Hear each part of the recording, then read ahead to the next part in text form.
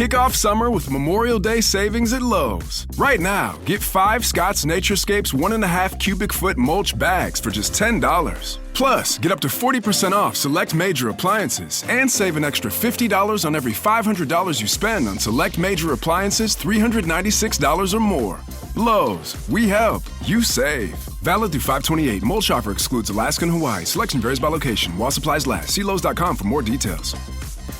You know for a fact there are aliens. Yes, 100%. Our differences worldwide would vanish if we were facing an alien threat. Perhaps we need some outside universal threat to make us recognize this common bond. Breaking news tonight, Sean Diddy Combs has been arrested in a Manhattan hotel.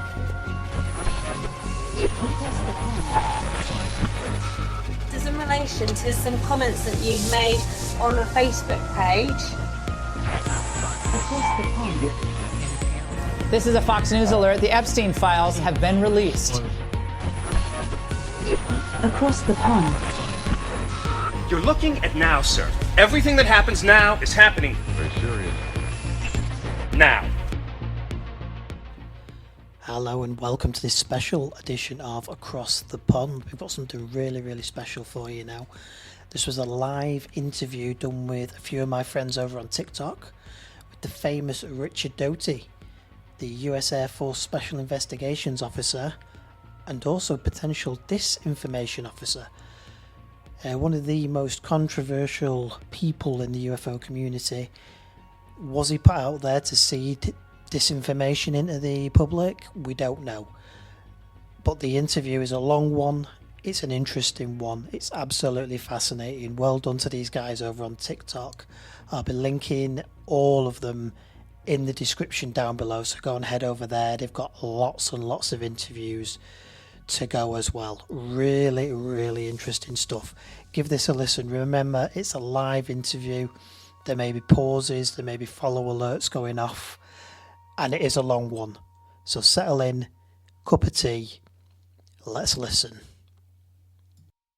Last night on TikTok, we had the pleasure of interviewing one of the most controversial figures in UFO history. Joining us last night was Richard Doty, the alleged architect of the UFO disinformation campaign and the man at the centre of some of the darkest stories in ufology. He's a former US Air Force Office of Special Investigations officer, and in this exclusive interview, we asked him some of the most hardest questions that no one has ever asked him before. Here's the 3-hour unedited version of the entire interview, so strap in, guys. I hope you enjoy.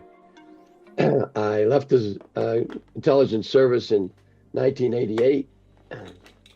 I went to work for the state of New Mexico. Then later, I worked for Dr. Putoff, the Institute for Advanced Studies, for 12 years.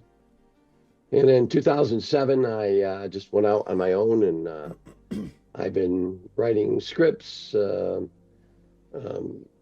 employed at Gaia.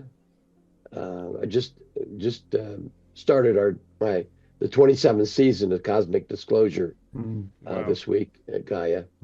I have a number of other YouTube videos out there on Doty Chronicles that I made over there in UK a couple years ago. Amazing.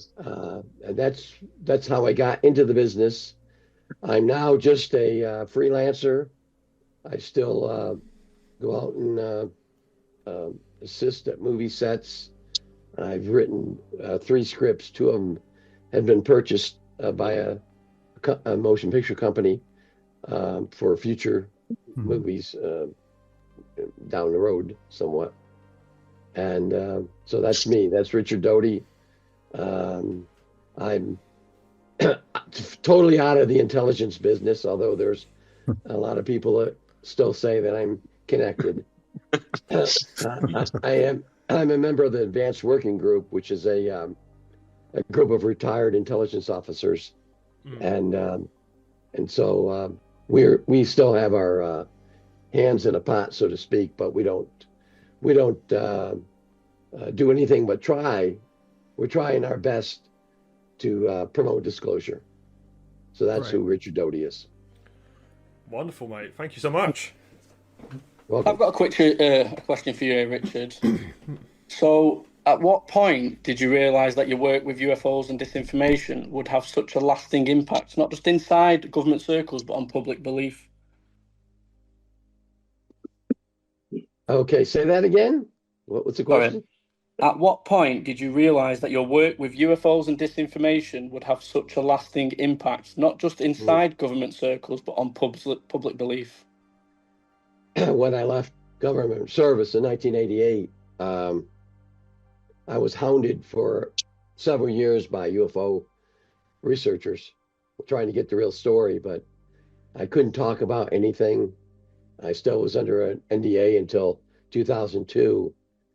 So I realized how much interest there was in the subject of UFOs, not just here in the United States, but all over the world. During my time with Dr. Putoff, I traveled a lot with him and for him. And then I realized that my name was connected to, since my name was connected to the Paul Benowitz case, and my connection with William Moore during that time period, I was always connected to UFOs and to disinformation. Although, in actuality, within the government, we don't call it disinformation. We call it deception operations. But I've never been involved in any kind of disinformation program since I left. Although I'm connected, people claim I am, but I'm not. And so the importance I realized was after I left a government service. Thank you for that. Thank you. So someone wants to ask him something else. Yeah, Richard, it's Mark Christopher Lee here. Very, very nice to talk with you. Fellow filmmaker on Gaia as well.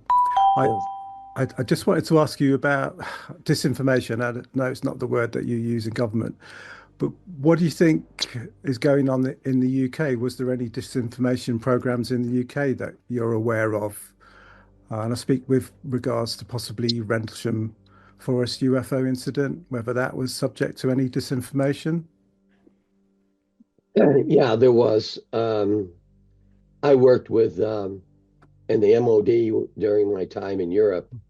And MOD, as you know, has their own intelligence network, not quite like MI6 or MI5, but they have feelers out all over the place. Sure. And the UK had a earlier program, not just Rendlesham, but going all the way back to the late 60s. They recovered something off the coast between, just west of Blackpool. Wow. In the ocean between there and Ireland. And that was a secret for many, many years. There were people within the MOD that knew about it, but it was kept secret for such a long time. But that particular craft was turned over to the Americans sometime in the 70s. I don't know exactly when.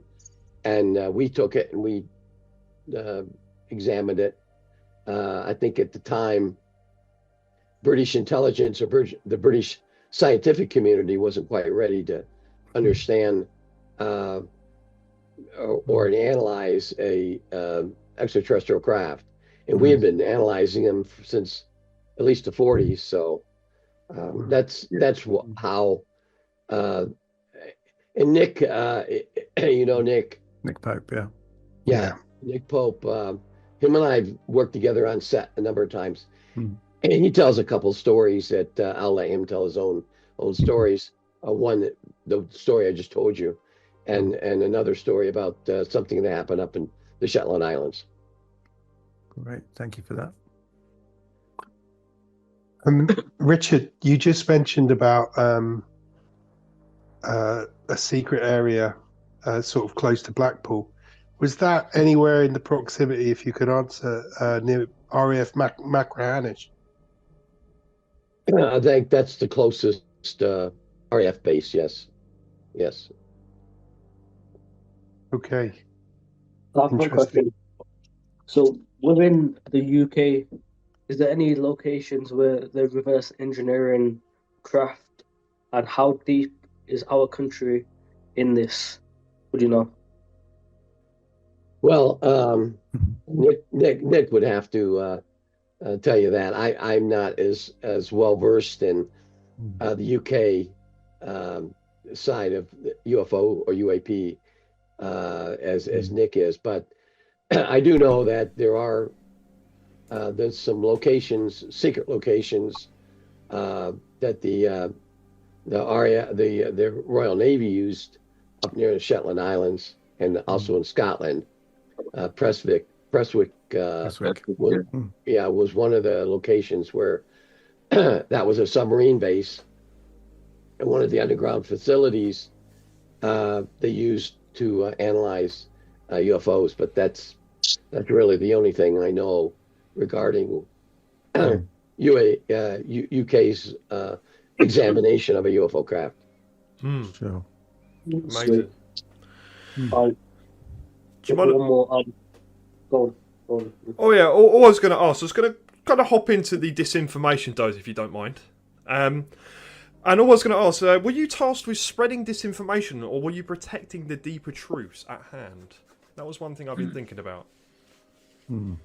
Well, during the late 70s and early 80s, one of my jobs, and it was just me, the group of other counterintelligence officers, we were tasked with penetrating UFO groups, recruiting people within the groups to provide us information. MUFON, APRO, NICAP, some of those older groups. And we did. That's what we used Bill Moore for. We weren't really feeding disinformation. We were more concerned about where they were getting their information. Yeah.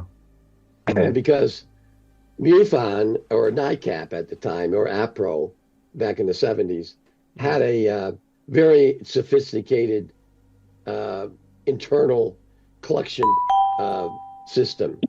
And they were getting information from sources within the government, mostly Air Force personnel. And so we wanted to know who they were. And so we penetrated the group, planted people in those groups to get that information. Now, there were times, I have to admit, and I have admitted, that when we found somebody that was leaking something, then we started the disinformation program, whereby we were disinforming the group through a source. That's very interesting. Thank you so much, man. That was pretty cool. And Richard, there's been long been a debate over your involvement with the Paul Bennewitz case and other disinformation campaigns. Looking back, do you feel what you did was justified? And if so, in service of what higher goal? Well, I had a job to do. Yeah. And during the Paul Bennewitz case, he wandered onto a highly classified program, which involved the Air Force drone program back in the 1980s. It was highly classified back then. And we had to convince Paul that what he was seeing wasn't drones, but something else. But Paul was already a believer in UFOs. He was a member of MUFON. He was thoroughly convinced that what he was seeing with UFOs and aliens. And so we didn't have to feed him much information. He believed it on his own. And so what I did, it wasn't me. I mean, there were a lot of other people involved in this operation. We assisted, or we facilitated his belief in that it was UFOs. And that's what we did. Do I regret anything? We have, anytime, I don't know if any of you have ever been in the military or in the intelligence service, but anytime you conducted operation, there's an operational plan. A very, very well organized plan. and that's done in Washington. And so when we gather the initial information, we send it up to Washington Defense Intelligence Agency. They formulate a plan, send it down to me or us in the field, and we implement it. Yeah. So we were following instructions. You were a good soldier, in other words, like, followed orders. Exactly. We did what we were told to do and how we were told to do it. Now, I probably would have done some things differently if I had to do it all over again. But again, it's unfortunate that Paul got sick, but you got to understand that, number one, Paul was not in very good health in the first place. He was a chronic smoker. He had diabetes. He had all sorts of problems. And we actually, at one point in this operation, sent him to our own doctors to evaluate him and put him on the right medication. And so I know there was a rumor out there that we drugged him. Well, what we did was we took his medication. We had it analyzed by a pharmacologist and a doctor and found out that some of the medication he was taking wasn't the right medication. So our doctors prescribed the right medication for him. So that's how that worked. Brilliant. Thanks for that, Richard. Yeah, I have Richard. a question, if I'm all right. Am I okay to jump in? Sure. Richard, some people believe you were not just spreading disinformation, but that you yourself may have been manipulated by higher forces. Have you ever considered that you were also a pawn in a much larger operation? Yeah, I that's crossed my mind many times. I was one person. Actually, in the Paul Benowitz case, there were 9 of us involved in that operation. We were being instructed by headquarters, a guy by the name of Carl Dale, who's been in the UFO community. He's long dead, but he was running the program. There was indicators. We saw indicators that Paul was just one part of a bigger operation. Unfortunately, we didn't have the need to know what that other operation was or what that bigger picture was. And so, yeah, you're right. We were used in a bigger operation that we never really knew what it was. Does that not later? Sorry, does that not anger you that you've been taking the flak for so many years when you yourself was potentially used? Yes, very much so.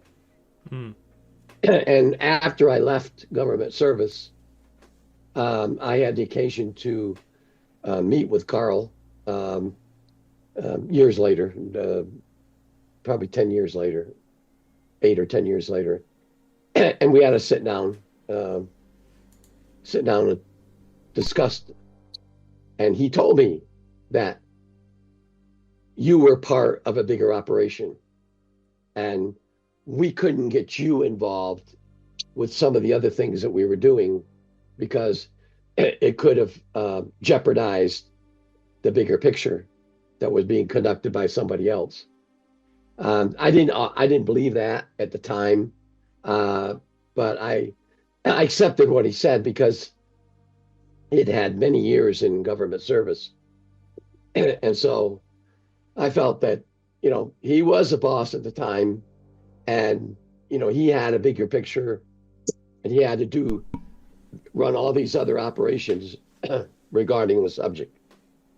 So, yeah, it did upset me. I did confront him, but one of the things I still look for is that big picture. Sure. Still haven't found that yet. Okay. Can I just jump in and Richard, you mentioned previously about deflecting Paul Benowitz from a secret drone program. What's your take on the recent drone flap in the US and the UK? I spoke to Nick Pope recently about this, and he puts it down to a lot of bad actors. What's your take? I actually went to New Jersey back in December to witness this. I have a relative that lives in New Jersey, and we watched the drones. And most of what we were seeing were recognized drones. They had the lighting system. The frequencies that were being generated were private or government drones.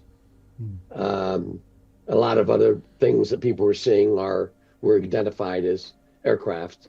There was airports around the area. But we did see things that we couldn't I never could understand or couldn't explain. A drone that changed into a ball of plasma. Now, I don't know that technology. I don't know that we have that technology. I think that most of what people saw were government drones trying to understand these other the other flying crafts that were morphing into something that they didn't understand. And so I think that we either the extraterrestrials or maybe a terrestrial source like the Chinese or the Russian had that technology. But since then, there's been a lot of information that came out that indicated that, number one, Russia doesn't have anything like that, nor does China. So that only leaves extraterrestrial as the answer. So I think, and this is my own belief, that some of those things that people are saying were in fact extraterrestrial crafts. Can I just jump in and follow on from Mark there? Do you know the exact date when you realised that this actually might be real?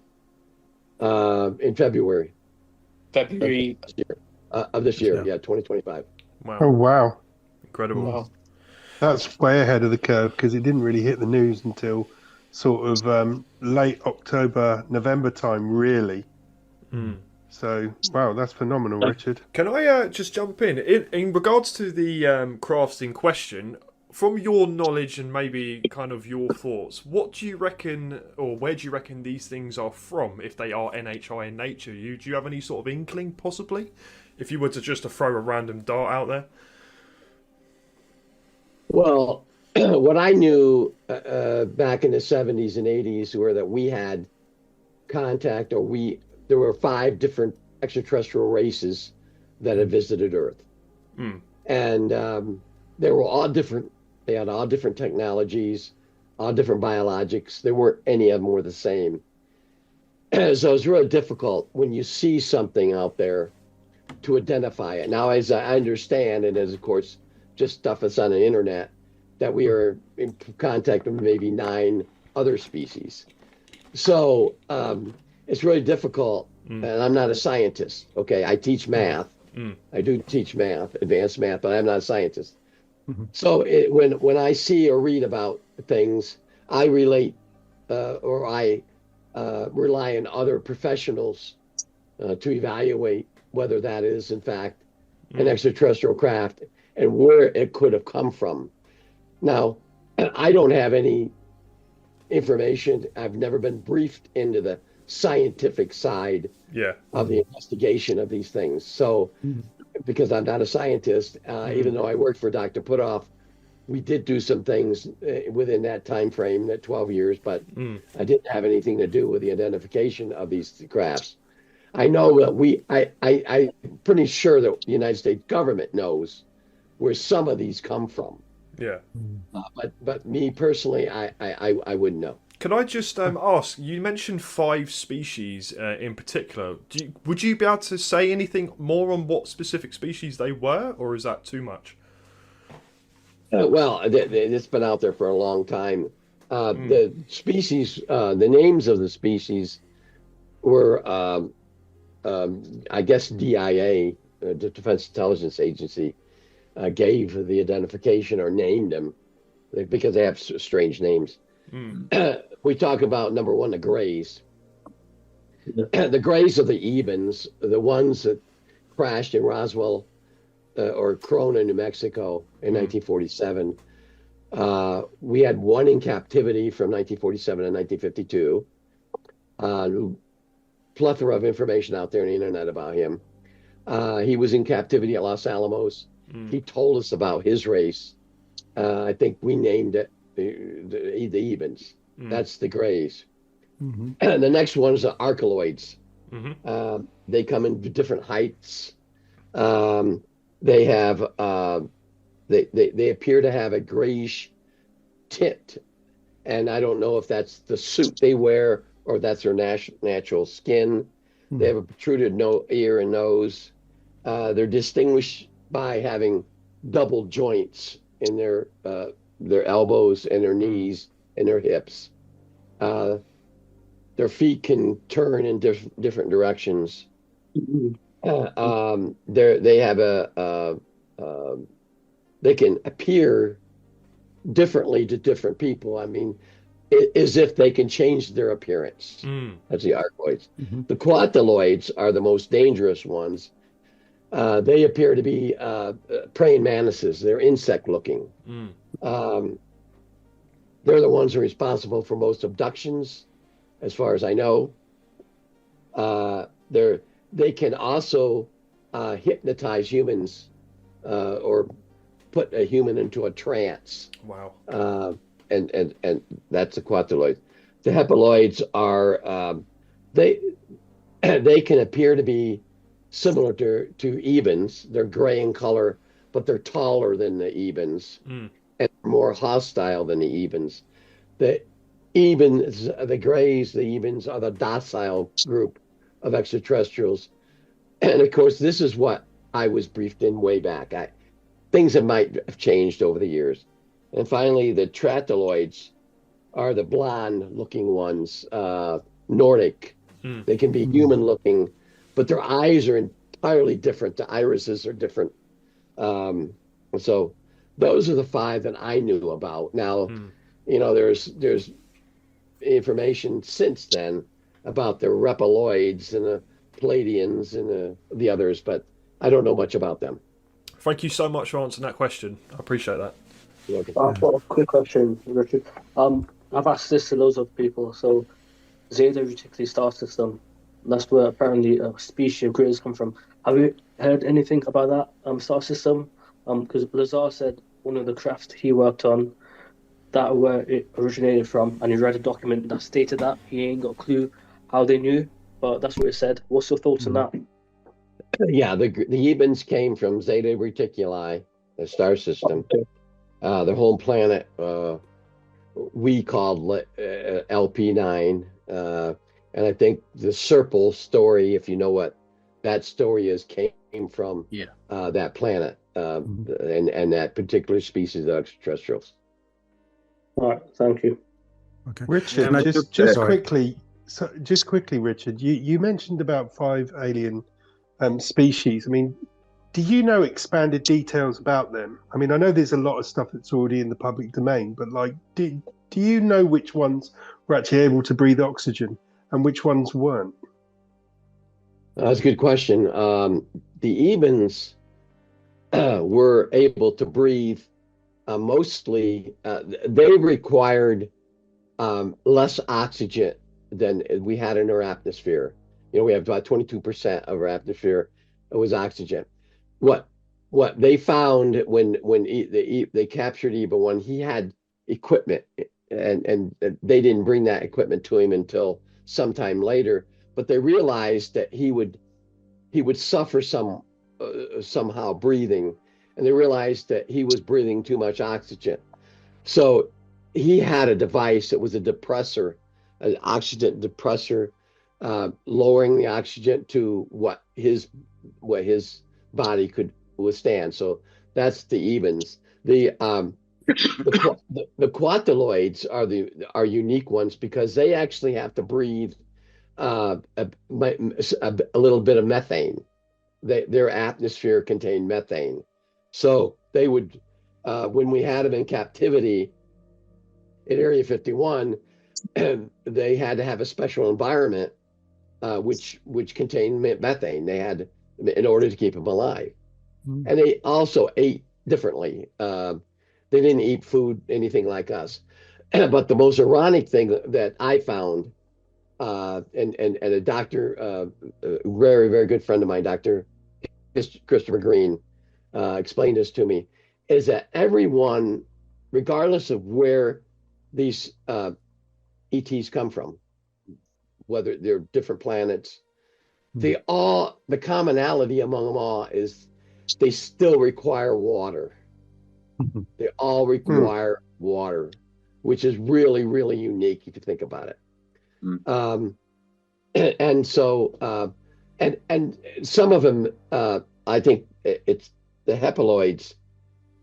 They produce their own food. They have a little sac, and their body generates the food for them. They don't eat anything on the outside, and so there's other idiosyncrasies about some of the other races that they're not equipped to talk. They don't have any voice boxes. They can't make noises like we do.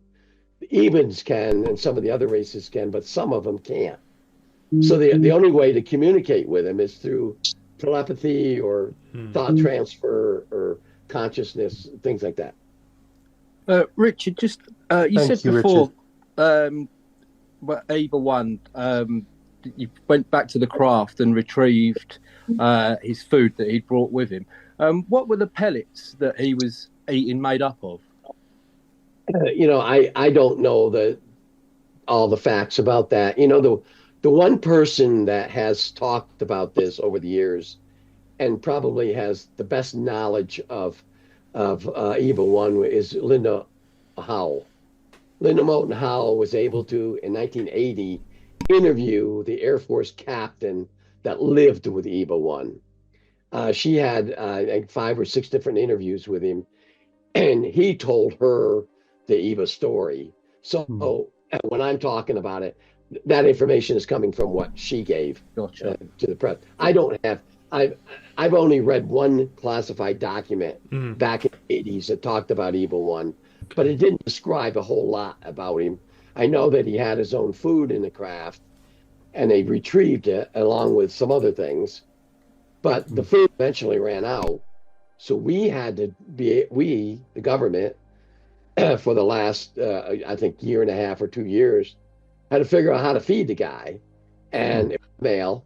And so they were able to find some common food substances on Earth to be able to feed him, to keep him alive. Interesting.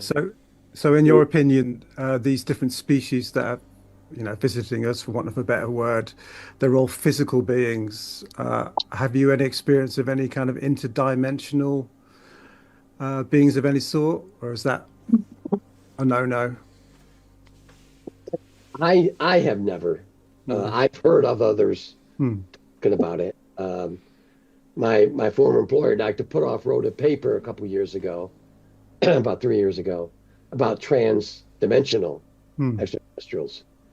But if you think about this, if you got an extraterrestrial race that came here from 100 light years or 1,000 light years, and it might have taken them some time to get here, they're certainly not able to go back and forth. Sure. So some of them are so advanced that they're able to go into a different dimension and live or stay, come out into our dimension when they want to. So that's kind of the idea that I have. Sure. But as far as knowing if there were interdimensional, transdimensional, I don't know anything official about any of that. Thanks. And you said about Linda Moulton Howe. Can you what's your take on the Majestic 12 documents? Are they real, or was that disinformation? Well, there's 2 different things here we're talking about. The MJ-12 documents and the presidential briefing papers that I showed Linda Howell. There's 2 different things. In 1983, I was tasked with contacting Linda Howell, bringing her into the intelligence office at Kirtland Air Force Base, and showing her a document. Now, the background on this is that Linda Howell was a researcher. She, for a number of years, for a television station in Denver, Colorado, she was intimately involved in abductions and cattle mutilations. And she wrote a book about it. And she also had contacts within the government. We wanted to know who those contacts were. So we set up an operation. We didn't. I didn't. The government did. Where I would bring, she was coming to Albuquerque, New Mexico. So everything was set up for me to contact her, bring her in to the OSI office. I show her a document that came from headquarters and try to convince her to work for us. And that's the operation. And now the document that I showed her was a presidential briefing document. I had only got that document about 2 hours before she got there. I got it through an Armed Forces courier.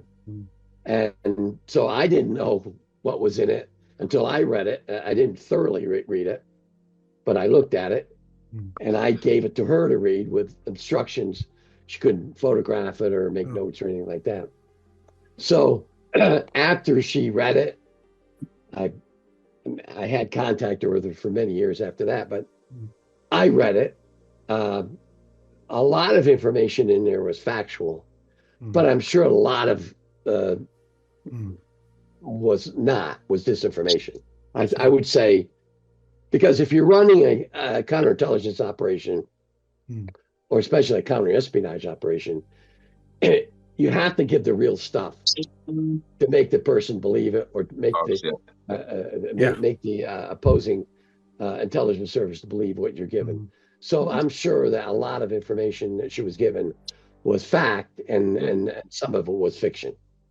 Okay, thank you. Now the MJ-12 documents are entirely different. Those things surfaced through a guy by the name of Jamie Shandera. He got them. I'm sure, I'm almost convinced that was part of another operation involving a guy by the name of Lee Graham, William Moore, Jesse Reese, other people. And Jamie Shandera was supposed to do something with those documents, and he didn't do it. I wasn't initially involved in that, but I knew Jamie. He brought those documents to me, unbeknownst to what they were or where he even got them from. He had made copies, but the original he brought to me. When he gave me these documents, and this was in San Francisco, California, he brought it to me, and I met at a restaurant. He had it in an envelope, a manila envelope. He said, "This is what I got in the mail, and I want to know if they're real." So when we left the restaurant, we went to a parking garage, and I looked, a car park, you would call it, and I sat in a car, and I looked at it, and I realized that the markings and everything on there was classified. So I told Jamie, I said, "Jamie, I'm a federal agent. I have to confiscate these because this is a classified document." So that, although I kind of figured he made copies, I said, "How many copies did you make?" And he said, "Well, I can't tell you that."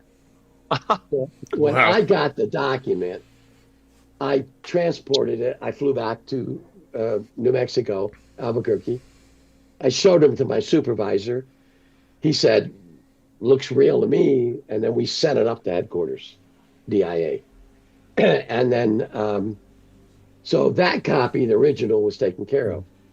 But all these other copies spread out around. Of course, the internet wasn't in existence back then, but, and that's how the MJ-12 documents. I would say that some of the information was factual and a lot of it wasn't. Could I just ask a question on that? In the past, you stated that some documents are real and some are seeded. How can the public know the difference? Is there any sort of key factors in that?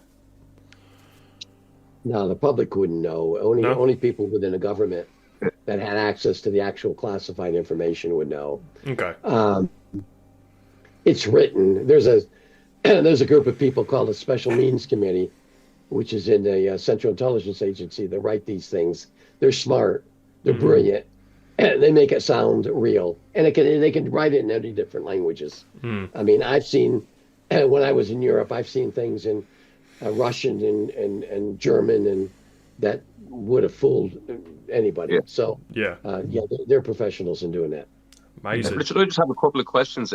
First off, thanks very much for coming on. As long as I remember looking into this subject, your name has always been there. It's a pleasure to finally meet you. Going back to the early days, Bechtel Security. Allegedly, they have oversight. Are they tier 1 operatives, mercenaries, if you will, under the guise of a security firm?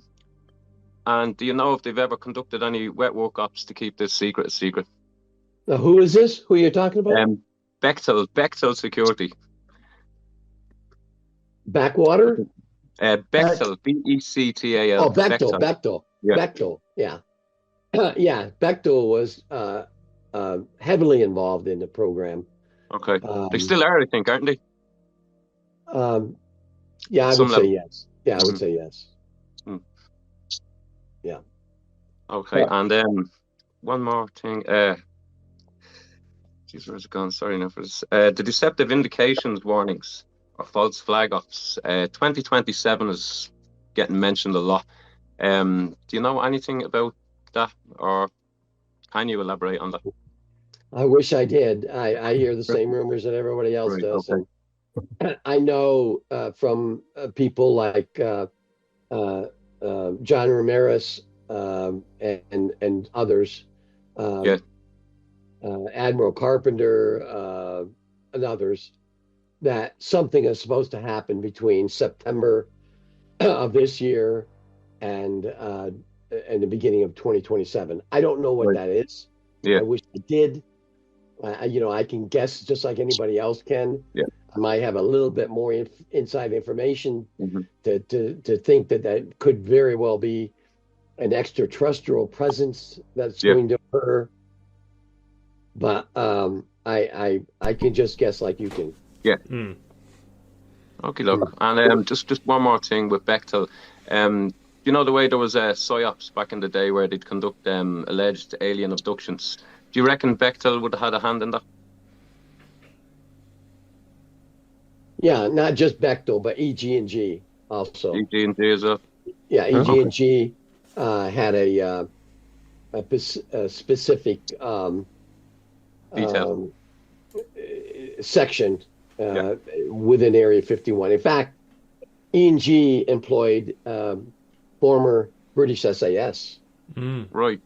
A lot of their tier 1 people that I met on an operation, and I wouldn't say a lot, there were 2 former British SAS majors who were running operations for EG&G. And they'd spent years in the SAS, so that was a tier 1 force. And within that,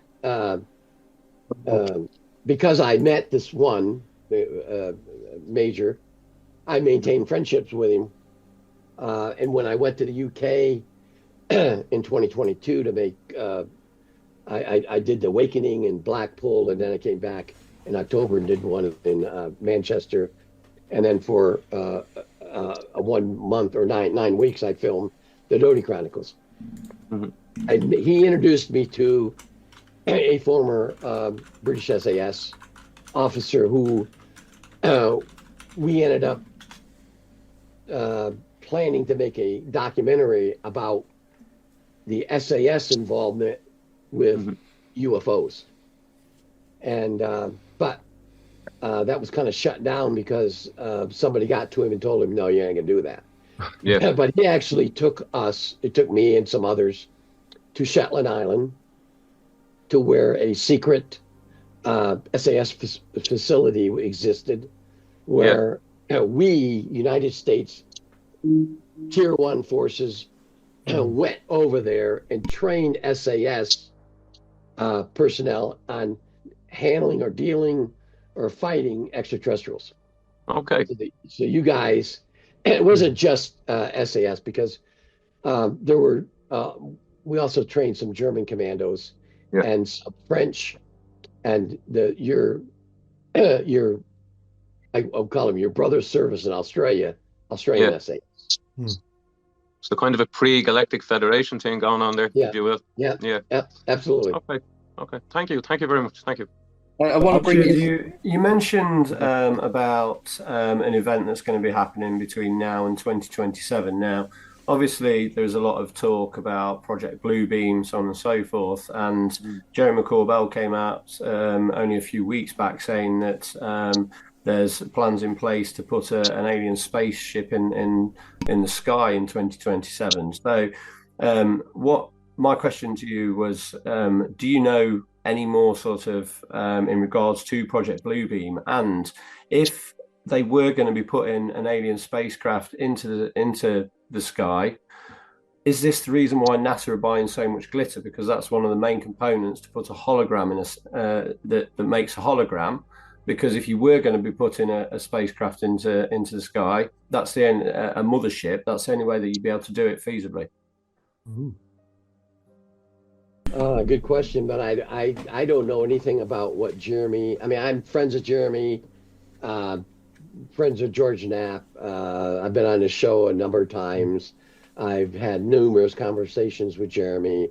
He asked me to help him with a film, but regarding what's going to happen and his idea of this alien craft, I don't know anything about it. And I within our advanced working group, we have former NASA, NSA, CIA, DIA people. In fact, we have former directors, and I think they would know something about this, and they don't know anything about it. And again, it could be classified, and he got information that I didn't get. So I can't say that Jeremy isn't telling the truth, but I just don't. I've never heard anything relating to that. But I do know we have the technology, the holographic technology, where we can in a battlefield, we can project things into the sky, making the enemy think that we have 1,000 aircraft up there. Where in actuality we may have just one. We have that technology. Now, as far as alien crafts, I know I know Lazar has said this. I know that we had extraterrestrial crafts at Area 51. I know it. I saw them. I was told. I read documents. They were there. They weren't reversed engineered. They were. You seen them yourself? I saw them myself. So this isn't third party. You actually seen these yourself, up close and personal. In fact, I was involved in an counterintelligence operation to keep what was other people were seeing secret, and because one was being flown by us, not by the extraterrestrials, inadvertently landed near a small community outside Area 51, outside Nellis Test and Training Range. And so the people saw that. So we had to go in and convince them that it was advanced craft that we have. I mean, something to that effect. Anyways, so I know we have at least 3 different types, different entire technologies. Okay. The Cash Lantern craft, if you're familiar with the Cash Lantern case in 1980, that was an extraterrestrial craft. We couldn't understand the propulsion system. So they took the propulsion system off. They put our experimental nuclear propulsion system on and flew it. And it was flown around Nellis Test and Training Range for months. And then we're going to fly it down to Texas to Webb Air Force Base. As they were flying, they had a problem with it. And so that craft was, in fact, an extraterrestrial craft. I'm almost positive it belonged to the quadriloids. I would say 90% fact. It was a quantiloid craft that we got. I don't know how we got it. I can't say I know that, but I know that it was flown. It was eventually brought back, and I was there, Area 51, when they brought it back, and they had to actually destroy it. Right. Can you describe the craft, Richard? Yeah, it was about 50 foot in diameter. It was a saucer shape, totally saucer shape. The bottom part of the craft had an elongated, like a tube, and that was the propulsion system. The government had to put in vents for our nuclear propulsion system, so it was modified. So if you looked up at it as it was flying, you could tell it was extremely different. I mean, it looked so strange to be flown, but it also had some type of an anti-gravity system. And again, I'm not a scientist. I don't know that. I don't know how that worked. And it took a long time for our pilots to understand it. And as I understand, the interior of the craft had seats, and the pilots had to sit there with their hands in indentation, handprint type of things. And we couldn't, I guess there was a problem with, our brains couldn't fly it. So they had to put some kind of avionics and controls in there. Again, I wasn't inside the craft. I don't know what it looked like.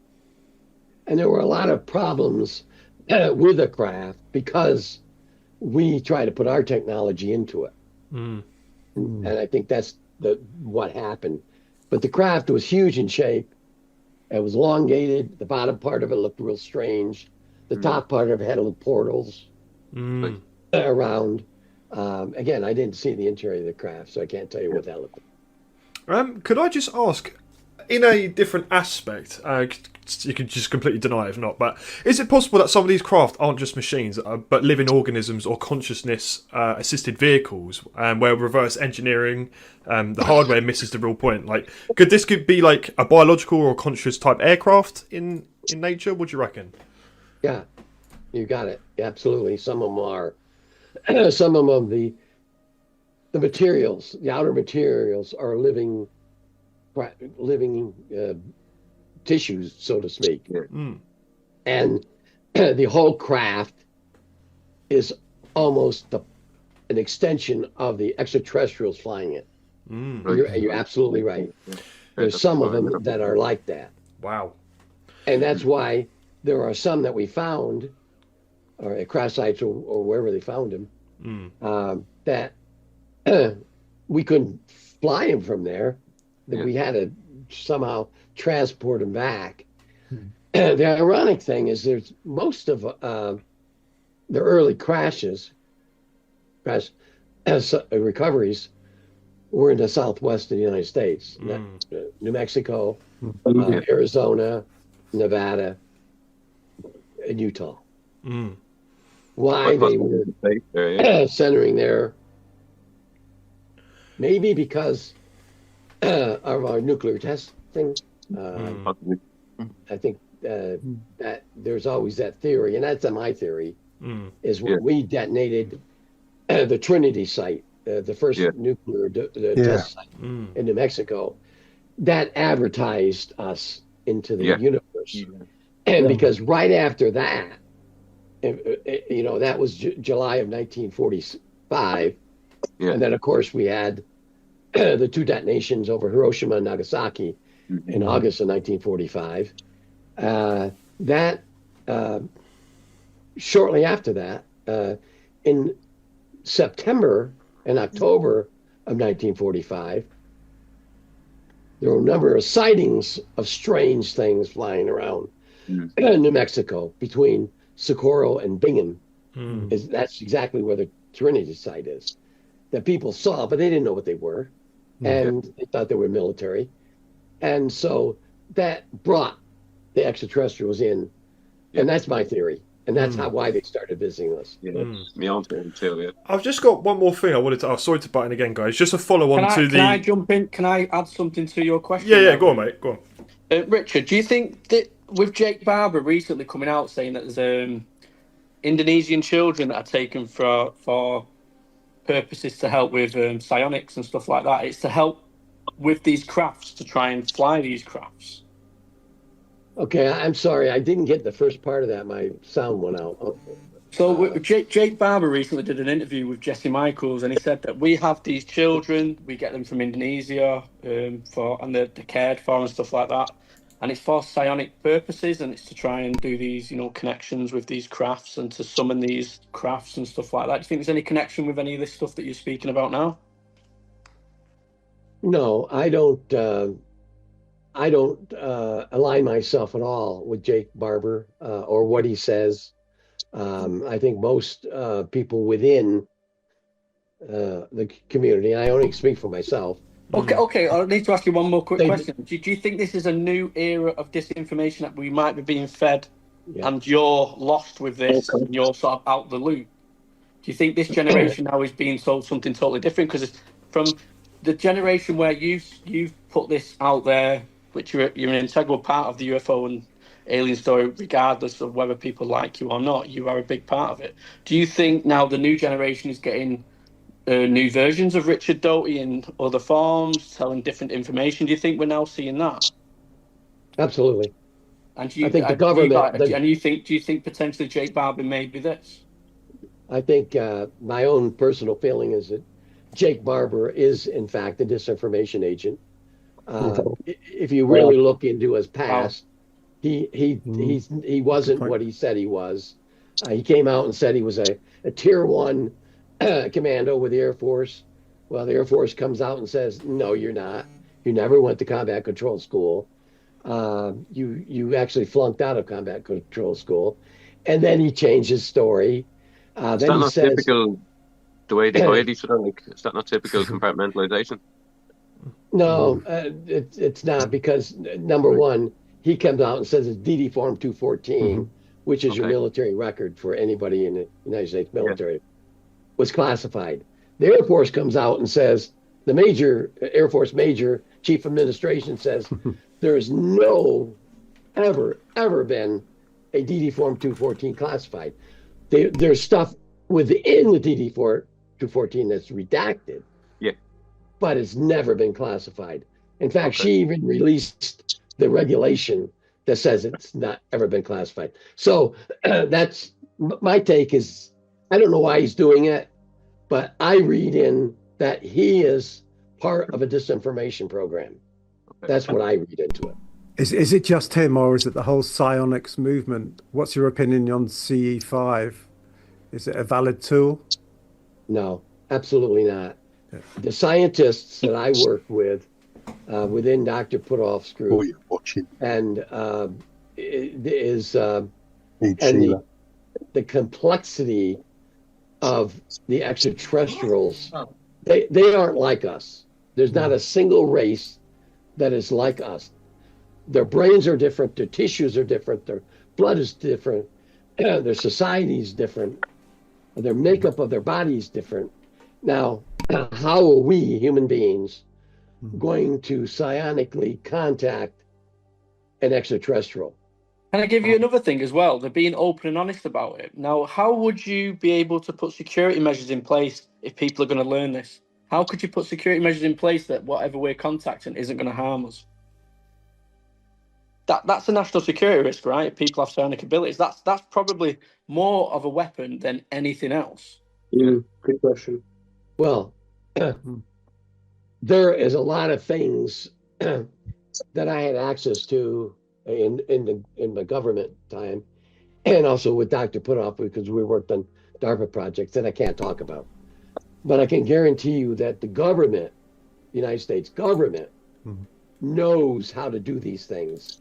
They're entirely different from what these other people out here, Jake Barber and Jason Sands, is talking about. Could this be, sorry to interrupt again, could this be then a sort of an inside war going on here? there's a movement within the government, within the U.S. Space Force, which is our new branch of the military, and also within the DIA to disinform the public. They don't want the truth out about UFOs. They don't want aspects of the program they don't want anything to do with, and they're not cooperating with the groups. They're not cooperating with the legislators. We have three branches of the government: the legislature, the executive branch, the president. He runs the intelligence communities, and then there's the courts. I don't think the executive branch has given anyone authority to release anything at this time. That's the way I see it. People are trying to get the information out there, and when they try to get the information out there, the government counters it with disinformation. I see it. I did it. I know it. I went to school for a year back in the 70s on how to do this. And I tell you, the government is really, really good at it. Richard, sorry to cut in, guys. Can I just ask one question on that? With your incredible experience on that, what are the tactics of the current disinformation agents, and how do you recognise them? What would you look out for in that? Well, I would look out when somebody, some legitimate researcher, and I think Jeremy is a legitimate researcher. George Knapp is a legitimate researcher. One of the best, I think, is Linda Howell. And when they start going after something, and then you see the government or some third party out there start feeding different information about that. Like, excuse me, when Linda started talking about Antarctica, suddenly Heckers comes out. Oh, I was there. A couple other people come out. I was there. I know this. And that's a sign that that there could be disinformation being countered, because we call it deception in the military. We got to deceive the truth. If you know the truth, I'm going to come after you with deception to make it sound like you don't know the truth. And that's what's going on.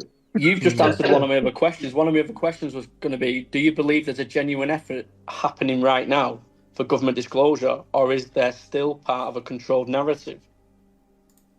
I think the government is doing everything in their power to keep disclosure from happening. Let's face it. If you followed the subject for 5 years or 10 26 years. I'm 26 years deep into this subject. Okay, 26 years or 40, 45, 46, 47 for me. Disclosure's already happened. We know it's out there. The government just hasn't acknowledged it. Why do you think? What are they afraid of?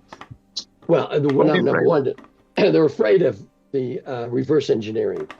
Okay. They don't want our knowledge, and I guarantee you, I can't go into it, but I guarantee you, we've learned a lot of great information, and we developed some amazing technology from the extraterrestrials. It's sitting away out here in the closed bunker. And it should be, I think. But we should at least be told that there's alien life out there on ultra-terrestrial. Do you think any of this could be ultra-terrestrial life in the oceans? I believe it. I strongly believe that there's life in the oceans, and I'm convinced of that by Admiral Carpenter. I did a couple shows on a guy about what he says. He was a submarine commander in the Indian Ocean.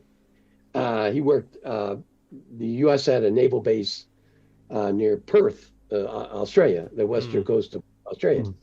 And they would train in the Indian Ocean.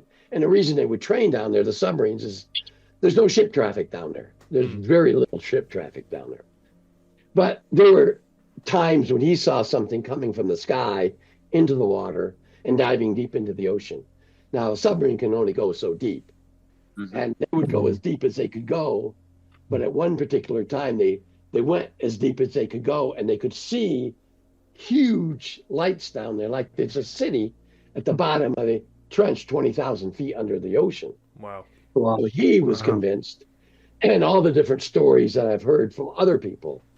There's a Australian fisherman that had a story on years ago. He was out. He owned a company. He would take his fishing boat out west of Perth or east of Perth and fish.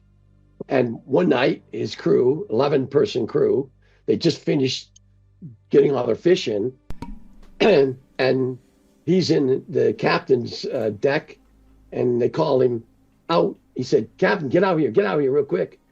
And he goes out, and there's a flying saucer above his fishing boat. Wow. And he goes, "Oh my God, what is this?" And this is back in the 70s, okay? You know, he thought, well, is it a, Royal Australian Coast Guard? No, didn't know what it was. It was a haze that came over the boat. Wow. And everybody, the 11-person crew lost time. They just, right. And they wake up, and it's a different day, several days later. They all have different recollections of what happened, but every one of them had the recollection that they were taken down to an underground city in a bubble. Wow. They were in a bubble looking up at fish and things, and they were deep under the ocean. And it wasn't just him. Every one of the crew experienced the exact same thing. Wow. How do you explain that? Could I just ask a question on a technology side? Because a lot of people are more so focused on unidentified flying objects. Is there any sort of backwards engineered tech from liquid bionics, I guess? Like, because humans have a liquid robotics system now where they can morph and manipulate and rejoin shape. Is there anything like that the ETs have on Earth, on land? Like they can morph on land or something that's not flying? You know, a different type of technology that we're quite unaware of. Miami, the mall. Yeah, they do. There are certain races of ETs that can change their appearance of crafts. They can change the appearance of the craft, and they can change their own appearance. And so, yeah, I don't know a whole lot about it because I'm not a scientist, and I was never actually briefed into the program. But I know that technology existed for the extraterrestrials. Interesting. Thank you. Would you give any credence to the Miami Mall incident, Richard? The Miami incident? Yeah, the mall. Do you remember the mall? Something was meant to have. No, I think that was pretty much discredited. I think they, if you listen to the news conference and they produced the 6'5" Miami police officer who was in SWAT gear, and he was the one that was walking against. He was backlighted against, and they created that thing again. It looked like 20 foot tall, and the aircraft, the local airport didn't shut down the aircraft. I think that was hype. I just don't believe it was anything other than what the police and was reported. I don't think it had anything to do with extraterrestrials. Okay. I've got a question. So I was watching you on YouTube, and you're on about a praying mantis escaping captivity and unalived a civilian. Can you tell us about that and how that ET escaped? Because you said the ET was shot, praying mantis was shot dead. It was found after it killed the civilian, and also that the son of that civilian joined the Air Force, I believe, and he worked on a base. And he asked about the incident, and then he came out saying that was my dad that was killed. Can you tell us about that? And was there any other murders from ETs to humans? Well, I know about that case because I was stationed Area 51 when that happened. I believe in 1984 or 5 timeframe.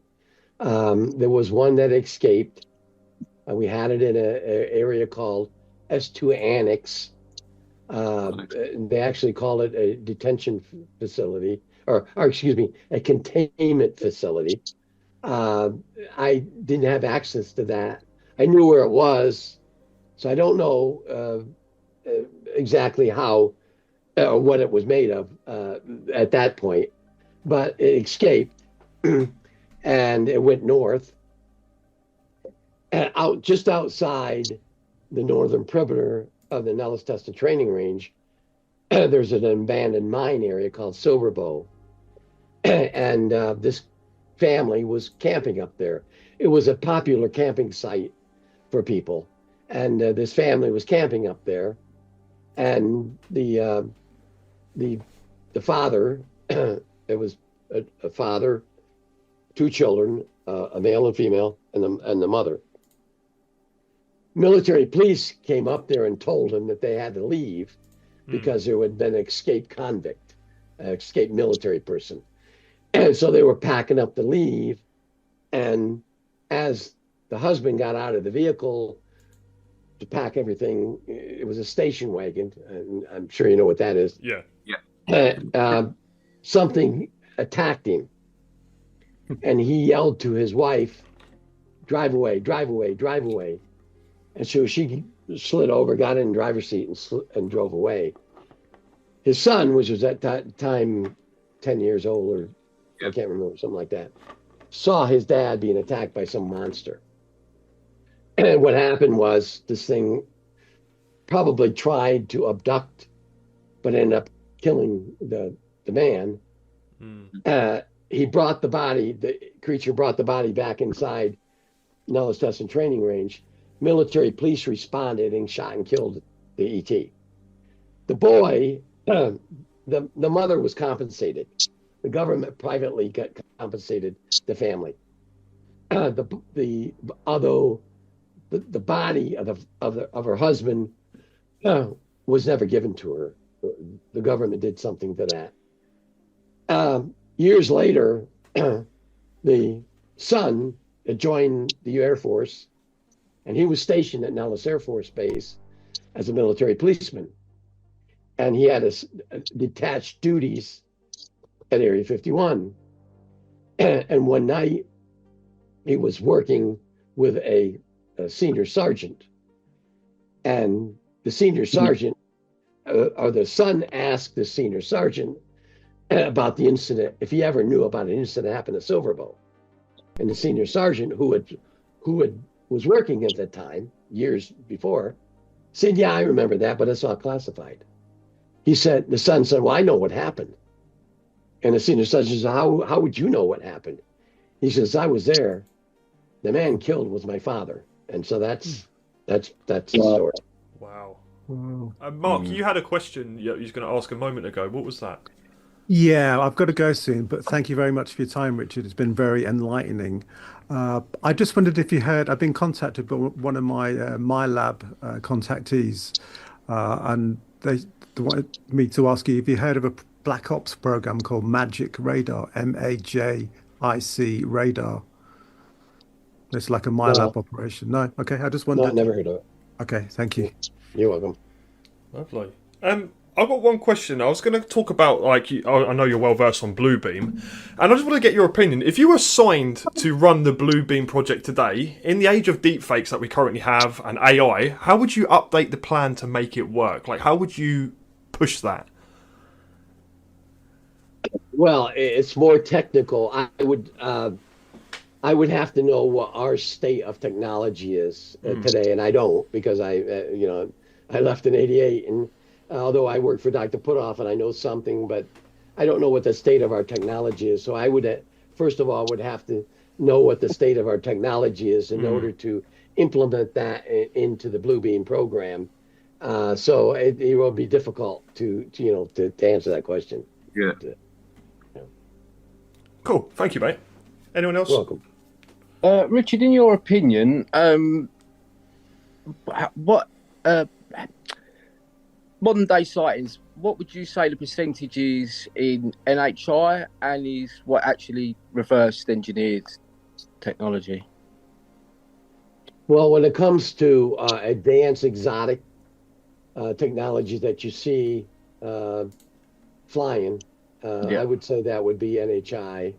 that we got a lot of technology from them.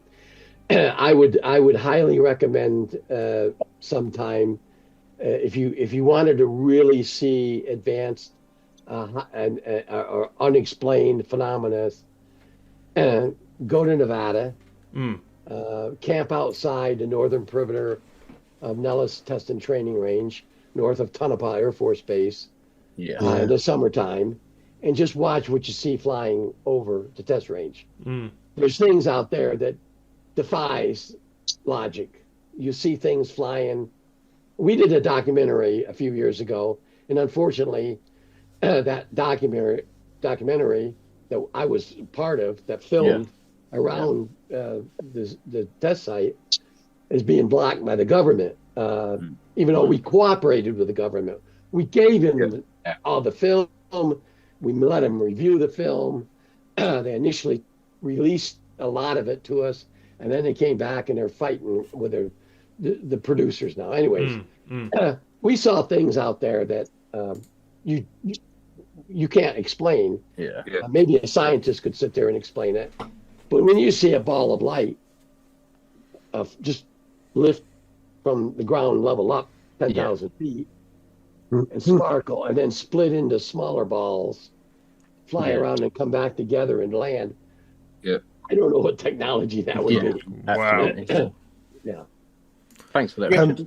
Richard, because it's on TikTok and we've told our followers they're going to be involved in this, it's an exclusive live with yourself. Are we okay to ask some questions from our followers on the TikTok live? We've got nearly 400 people in the live watching right now. If they're then don't worry. Common sense. If they're good questions. They're good people. Like, I've got 230,000 followers, and I'd probably say most of them have got a lot of common sense. I'll be honest with you. So sure. So we'll start asking.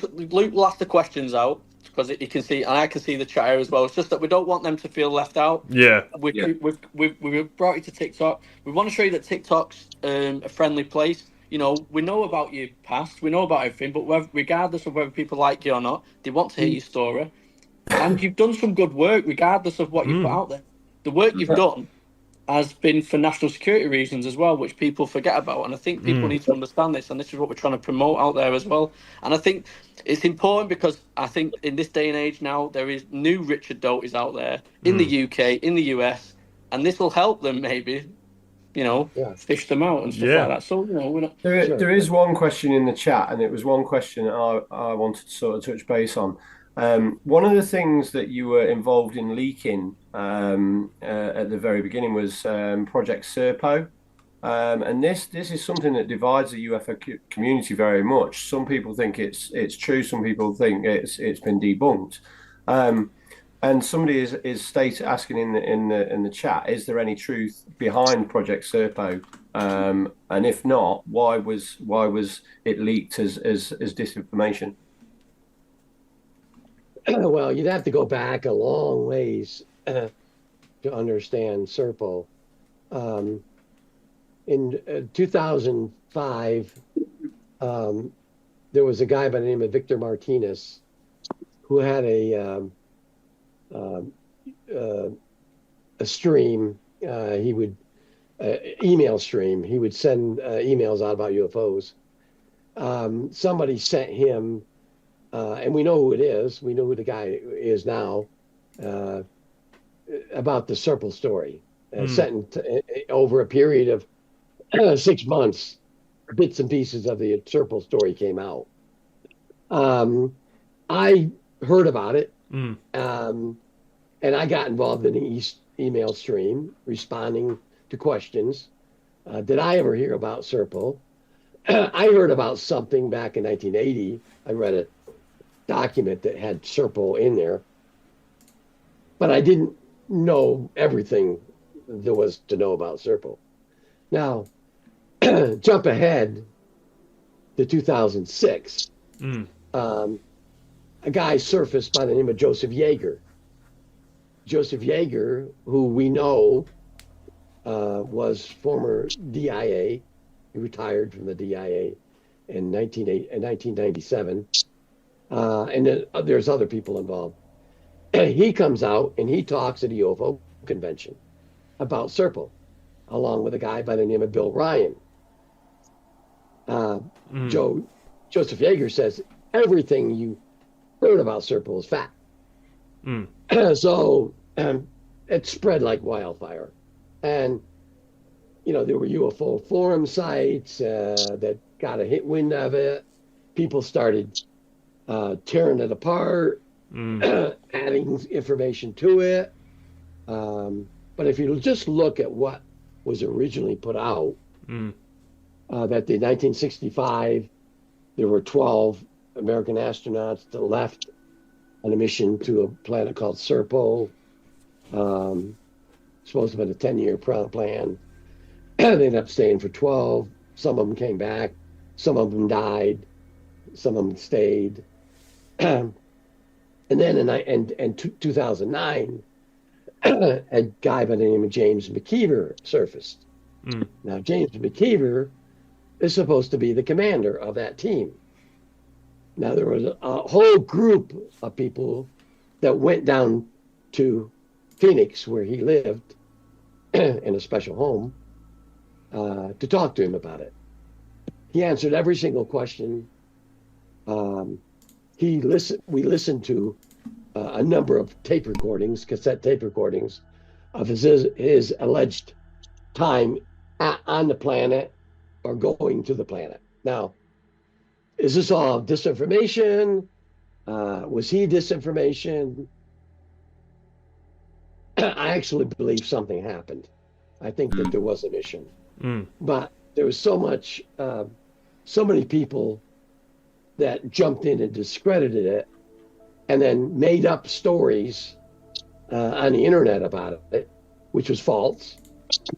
Fake stuff that came out that was probably disinformation by the government. That ended up to be we don't know if it really happened.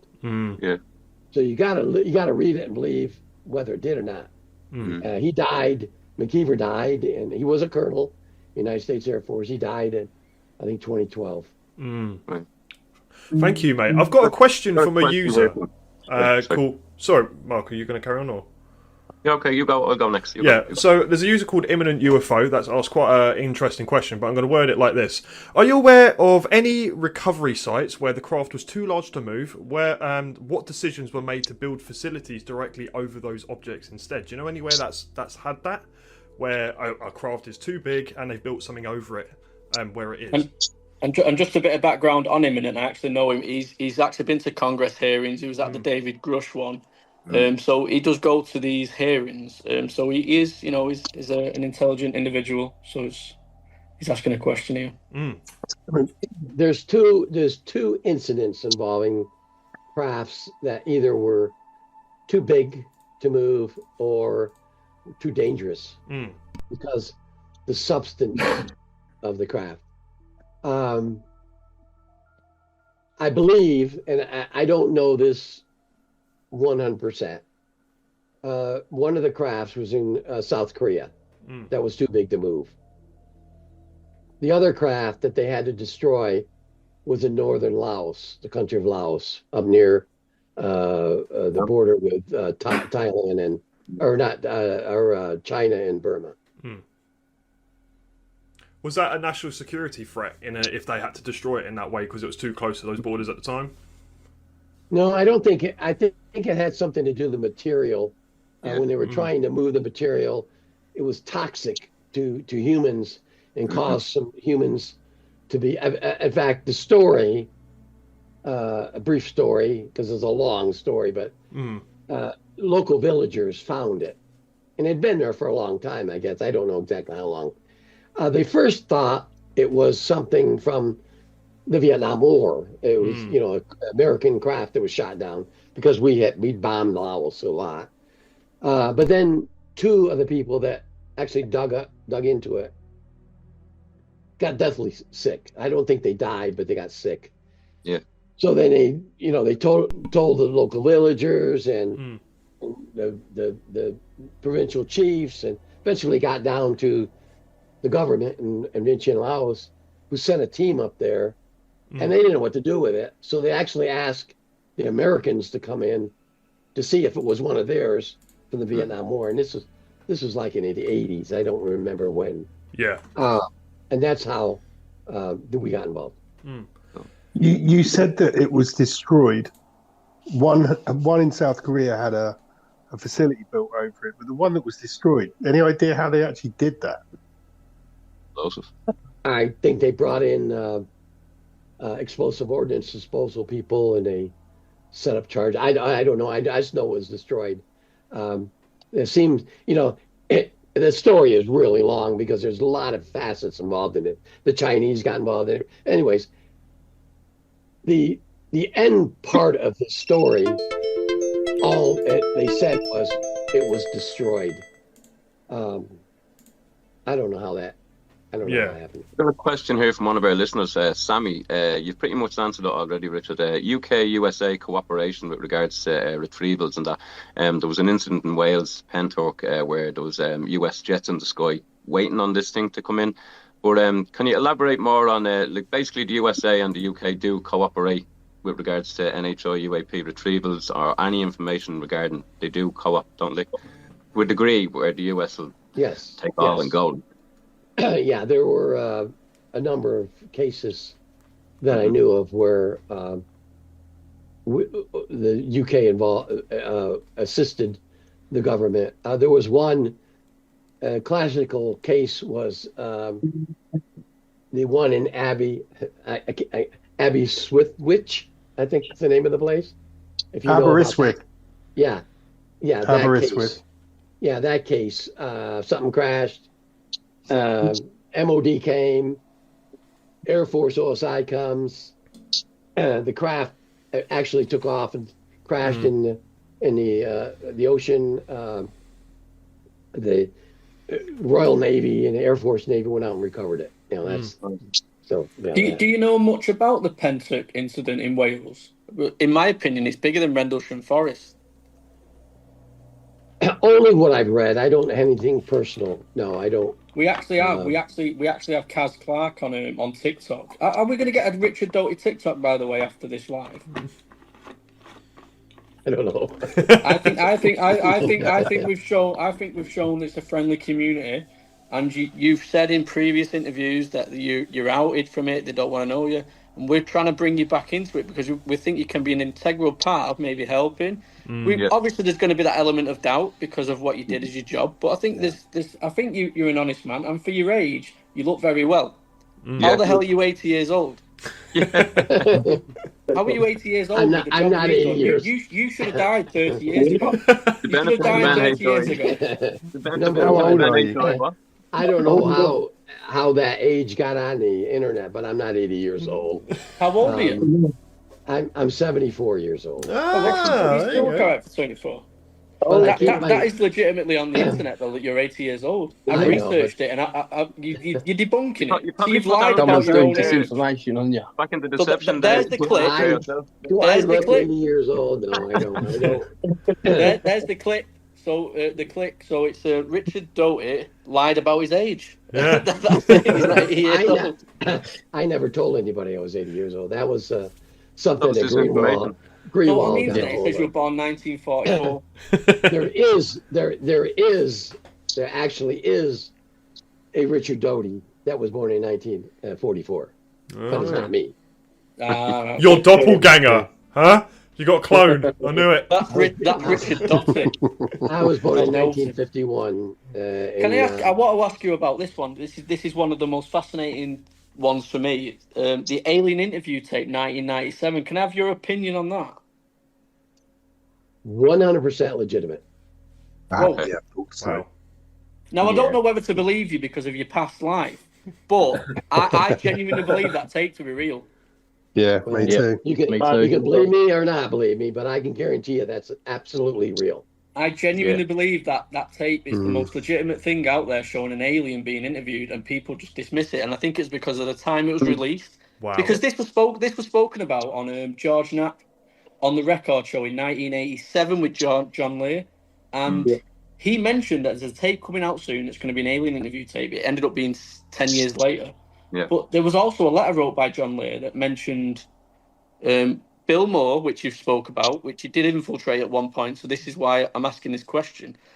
Did you have anything to do with Bill Moore maybe not releasing that tape or these tapes that he had possession of?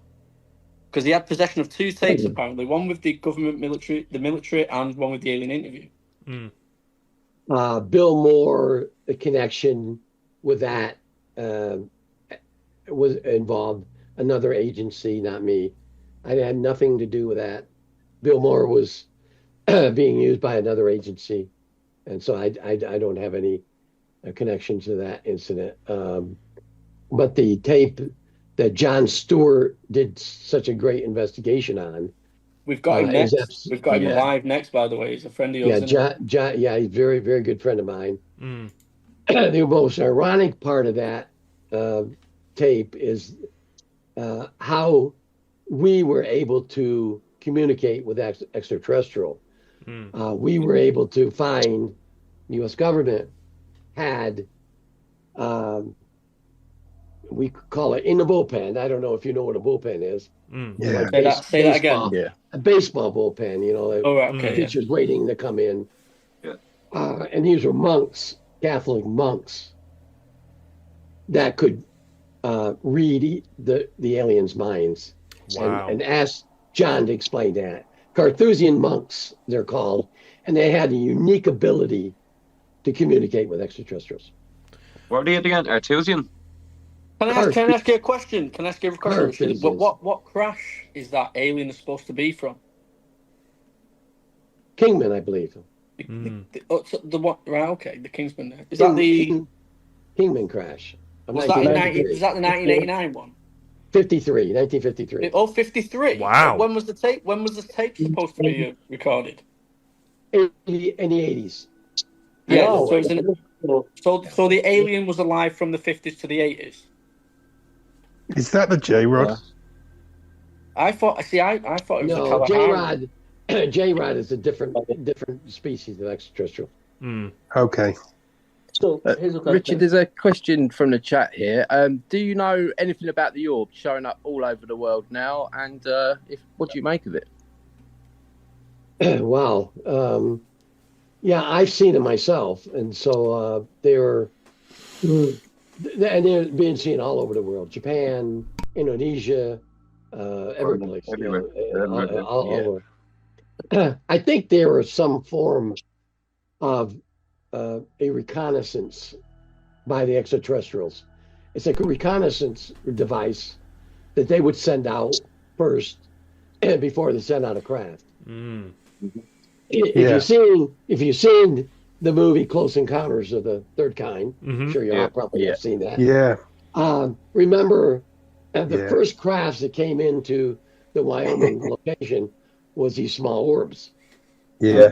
That's actually the way the extraterrestrials do it. Send a probe. Military Why do you think it's happening though? I mean, if you think these are reconnaissance and these are NHI drone craft, why in such abundance? Good question. I don't know. I wish I did. Maybe because each one of them have a different mission, or that they're trying to throw off our radar system, or the early warning systems that we have. That could very well be. Forward operational probe. It's simple military logistics when you think about it. I've got a question I can ask from the chat from a user called Martin, and he asks if humans have broken the treaty between us and the ETs, and are we on the brink of an invasion anytime soon? What do you reckon? I personally don't know of any treaties. Everyone within the government that I know, they don't know any treaties. So I don't. There may be, but I just don't know anything about any treaties. But you don't think there's any truth to the Greater Treaty in 1954? Eisenhower, no. I've never heard anything. I never read anything in any kind. I mean, I've read literally thousands of pages of classified documents involving the subject, and I've never read anything about any treaties. Okay. What do you think? And that doesn't mean there isn't any. I just don't know about them. What do you think about the Holloman Air Base footage? Do you know the 8-second clip? Yeah, that's So real. that was real. Well, it was debunked, wasn't it? It was debunked about was it a couple of years back by this guy, and was it a Falcon jet, Dan? Yeah, it was. Yeah. Some Falcon jet coming in because they put the actual longer video out there, and it's showing it coming in, and that was the light at the front of it, and it was actually showing the wings coming in, and it was actually one of the Falcon jets. So I'm not dismissing the whole Holloman Air Force Base story, because I do believe there's some truth to that. But I think the footage, the 8-second clip, that was deliberately said to be real when it was actually just a... Well, there's an actual real clip out there about the Holloman. The Holloman case is interesting because the craft originally landed near Socorro, New Mexico. The Lani Zamora case, if you look at the dates, exactly the same dates, April 24th. Same.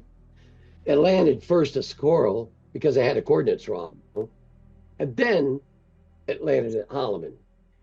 I know a lot about that because if you really have done research on it, my uncle, Major Edward Doty, investigated that case. So he's dead now, but he's, I've talked many hours to him about that case. Amazing. I've got a question from I know we're jumping the gun. I'm just trying to get a few of our viewers' questions in then, just to get your point of view. And on the current state of where people are potentially engaging with these ETs, do you believe there are risks involved, physical, mental, or even spiritual, and when civilians attempt to initiate contact with these non-human intelligences? Yes, there can be extreme danger to bodily harm. I've seen it. I've investigated it. They might first appear to be friendly, but then they have a mission, and they're going to try to manipulate you, or examine you, or take something from your body, some kind of fluids or skin samples, or something like that. So they are all friendly and docile. They can be dangerous. I've listened to horror stories from abductees who didn't want to go there, and they did. And then I listened to some legitimate stories from people who made themselves available, and then were very regretful after they had contact. Richard, Wendell Stevens, you know Wendell Stevens? Oh, I knew Wendell very, very well. Yeah, so Wendell Stevens spoke about these aliens that would they would use this certain enzyme, and it was the same enzyme that was in cattle, so like cows' tongues and certain other body parts would have the same enzymes as human beings, and they would feed, but they would sort of use like an enzyme shower, and they would shower themselves into feed, but they would also wipe away the excrement on their arms and stuff like that. Any information on that, whether that's true? I've heard the same story from Wendell. I've known Wendell. He, of course, passed away, but I knew him from the 80s on, even when he just got out of prison. And he's been a friend. He was a friend right up to the day he died. I listened to probably almost all his stories, and he showed, he used to, at UFO conventions, he would take a group of us into a different room in a hotel, just a certain number of people, and show us things, a little film clip or something that he had that he wouldn't want anybody else to see, or documents that he'd had that he wanted us to read. So yeah, I've heard Wendell's stories, whether some of them might be exaggeration or fact. Wendell did exaggerate in a few things, but it's a concern, because it makes you think about whether these people that go missing, which is there's millions over the decades that have gone missing, primarily children, whether they're being used for purposes of maybe these to fly these conscious crafts. If they're not used for that purposes, it doesn't matter what purposes. But where are these children going? We're not seeing them. They're adults now. Some of them will be a lot your age. Where are the children? The missing children. This is the thing that I try and push out there. There is something going on. Jake Barber. This is what worries me, Richard. Jake Barber says that they are put in fight or flight mode.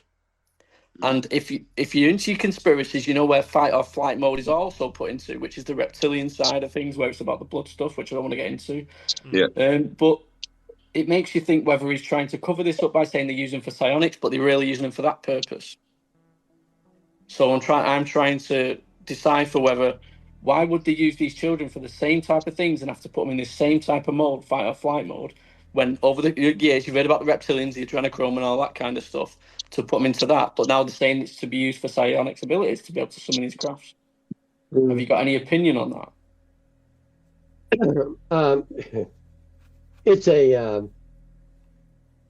It's really a mystery of why, number one, why so many humans, and it's just not on Earth, it's all over, I mean, just not in the United States, it's all over the world, that go missing every year. I really delved into that some years ago, reading everything I could, going to Alaska, listened to some people up there explain what happened in Nome, where all these people disappeared, in an hour, all these things. Why are the extraterrestrials doing what they're doing? That's a problem that humans try to rectify using human intuition. And first of all, we can't understand extraterrestrials. We don't know how they think. We don't know how they ration. We don't know what how they operate their brain. One particular species of extraterrestrials have 12 lobes in their brain. So it's hard to us to try to realize or rationalize what they do and why they're doing it. Richard, Sammy asks, do humans have any alien DNA, and do you have any knowledge of human and NHI hybrids? Yes. Excuse me. I did an entire program on Gaia with the Katie Smith story. Katie Smith was a female. She was born in Montana, state of Montana. She grew up on a ranch, normal life. And at one point during college, her junior in college, she disappeared, only to reappear sometime later. When she disappeared and reappeared, she realized that she wasn't 100% human. Wow. She was a hybrid. She ended up entering the United States Air Force. She became an intelligence officer just like me. She worked with me. We realized that she wasn't, and this is in the 80s, early 80s. We realized that she wasn't totally kosher. She was different. Yeah. She was different. Yeah. And even then, we realized that there was a possibility of hybrids, even in 1980. We didn't understand it that well, but we knew it.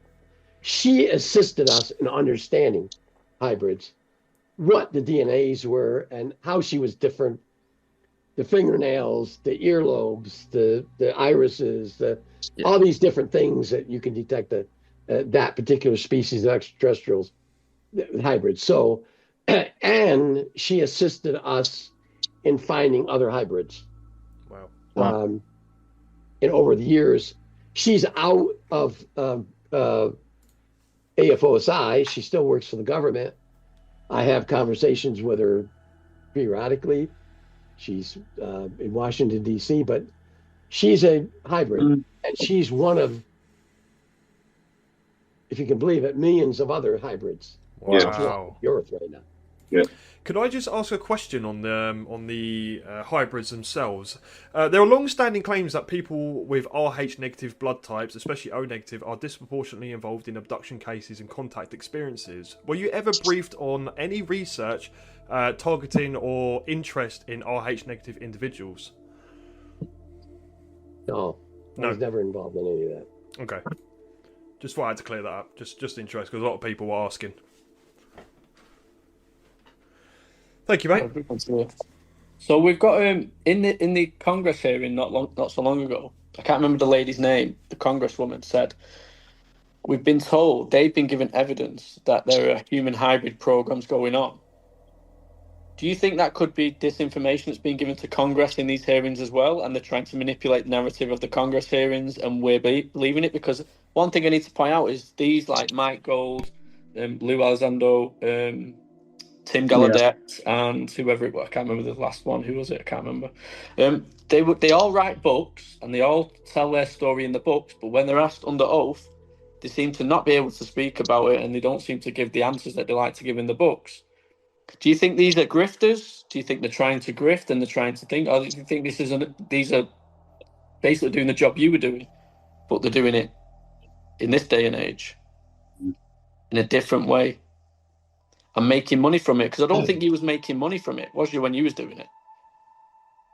Look, I was my job. It was your job. I had a salary. You was getting paid. I had a salary.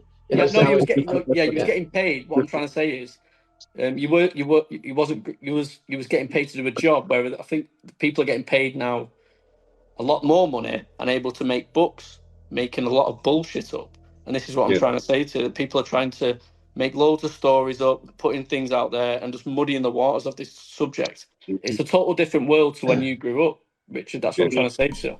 So we're trying to use your experience here with your job role in the past as what's going on now in this day and age to try and help us. And I'm not trying to say that you're going to help us. You still be muddying the waters. We don't know.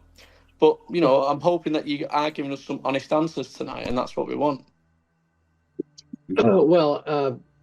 If you look at Lou Elizondo, you know, he was a counterintelligence officer. He did what I did, the same thing what I did. Yeah. He operated. He conducted counter-espionage operations, counterinsurgency operations, deception operations. So, and then he left. Now, whether he's doing that now, I don't know. I have no inside information on him, or Claudette, or Grush. Grush, I think, is as legitimate as can be. The reason why they can't talk in front of an open hearing is they are limited to telling non-classified information. So you hear them talk. The Congress people are asking questions that can only be responded with a classified response or answer, but they can't talk about that. They have to go in a secure environment called a SCIF to talk about this. Now, I can guarantee you that Senate Representative Luna and some of these others that are asking have already been briefed on the program. There's a number of people within the Senate Intelligence and the House Intelligence Committee that have been briefed. They have clearances and they can be briefed. And so they know the truth. They just can't talk about it because it's classified. And they also only get what they need to know. They don't get the whole story. Nobody gets the whole story. I don't get the whole story. When I was in, I wished I got the whole story. I only got what I needed to know to do my job. Now, and so, and I always tell an example is, I was one of 4 intelligence officers working at Groom Lake. The guy across the aisle from me, across the hall from me, he was working on something. I didn't know what he was working on. He didn't know what I was working on. Okay, when I had to help him, he could brief me on what I needed to know to do the job. That's the way it works in the government. And so, an executive, remember, in the United States, the executive branch, which is where the intelligence communities are, where the president is, they're the holder of the secrets. Congress doesn't have any secrets. They can't go out and collect secrets. Only the intelligence community, okay? And everything under certain laws, you'll hear Title 10 of the United States Code, Title 18 of the United States Code, Title 43 United States Code, and Title 50 United States Code. All that stuff is highly classified. All the special access programs are in Title 50. So you hear people say, well, you got to have a Title 50 clearance. And people say, well, what does that mean? That means you have to have a special clearance to get access to special access programs. A quick question. So I was watching the Jay Stratton, and he was saying he gave locations to Congress of bodies of craft. And obviously, I'm guessing you know where they keep bodies, where they keep craft. You've seen actual footage of recoveries. Would you ever go to Congress, tell them here's locations, here's where you need to go? Would you ever do that? Would you ever go to Congress and testify? And who's in charge? Because if Congress is denied access to these locations, the door was shut in the face. What can they do to get in these locations? That's a big issue. Yeah, it's like a shadow government you're dealing with. Well, first of all, I did go to Washington D.C. in January of 2022. I went to the Department of Defense Inspector General. They invited a number of us up there to talk about what we did during our time. In fact, when I got in, they gave me a paper and said, "Oh, you're clear to talk about anything you did. You know, here's a paper, you can sign it." I did. They actually had one of my reports that I did in 1980. And they gave it to me, and they wanted me to talk about that report, about that incident. Unfortunately, the report they gave me, a 60-page report, was heavily redacted. And although it was 40 some years before, I realized it was my report. I realized some of the information that wasn't redacted. But I asked the DODIG, I said, I can't answer questions. Don't you have an unredacted copy? Now, this is a Department of Defense Inspector General. He says, OSI won't give it to us. That's how the government works. So I said, yeah, I can answer your questions, but I don't know what I can't explain everything that I did in that case. Yeah. So I spent a number of hours talking to the DODIG about my cases. Well, I came back in September of 2022. They had an unredacted copy, and then I answered all the questions. They asked me if I wanted to be able to be in a special group that could to go before Congress to talk about this, and I said, absolutely, I'll do it. Not a whistleblower, just a member, a former member, and it wasn't just me. There were others involved. There was, I think, 25 or whatever it was. At least just to jump in there quickly, Richard, just while you carry on, how many other Richard Doty's were there that are not in public eye? Yeah, good question. Here's the thing that you're going to find out. There's a lot of people, whistleblowers that we're talking about, that are sitting back that you've never heard of. That's going to tell you a story 1,000 times better than Grush or Elizondo. These are people that had hands-on experience, that were at crash sites, that picked up bodies and put them in body bags, or the pilot that shot down that craft over Alaska. Okay, I've got one more question. I've got one quick question to follow on from that. So, are you fighting new disinformation? What do you mean? It sounds like you're fighting now against new disinformation. I'm just saying, if whistleblowers are coming out, but we're getting fed false information still, it seems like we're getting past disinformation agents like yourself and others coming forward trying to whistleblow, but we've got other people now that's trying to fight against that with disinformation coming against them people. Are we seeing that now in this generation? Well, there are, I think the last count, 63 legitimate whistleblowers that want to come out and talk about what they did.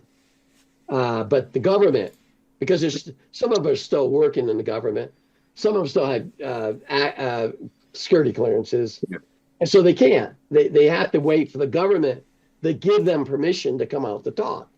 It doesn't have anything to do with disinformation. It just has to do with them being able to come out and talk without getting in trouble and ended up in jail because they said something that was classified under special access programs. Yeah. Okay, so that's what it is. And I had volunteered a number of times. I have been I sat in the Senate side. You got a House of Representative and the Senate. I sat with Senate staffers talking about this subject for hours and hours and hours. Not just me, but other former intelligence officers. We want the information out there. What can be released? Not everything can be released, obviously. So it doesn't have anything to do with disinformation or people that are trying to do that. But it's the government. It's not me. It's not Lou. It's the government that is targeting certain people to get them out there to throw mud in the water, muddy the water, to prevent the real subject, the real truth to come out.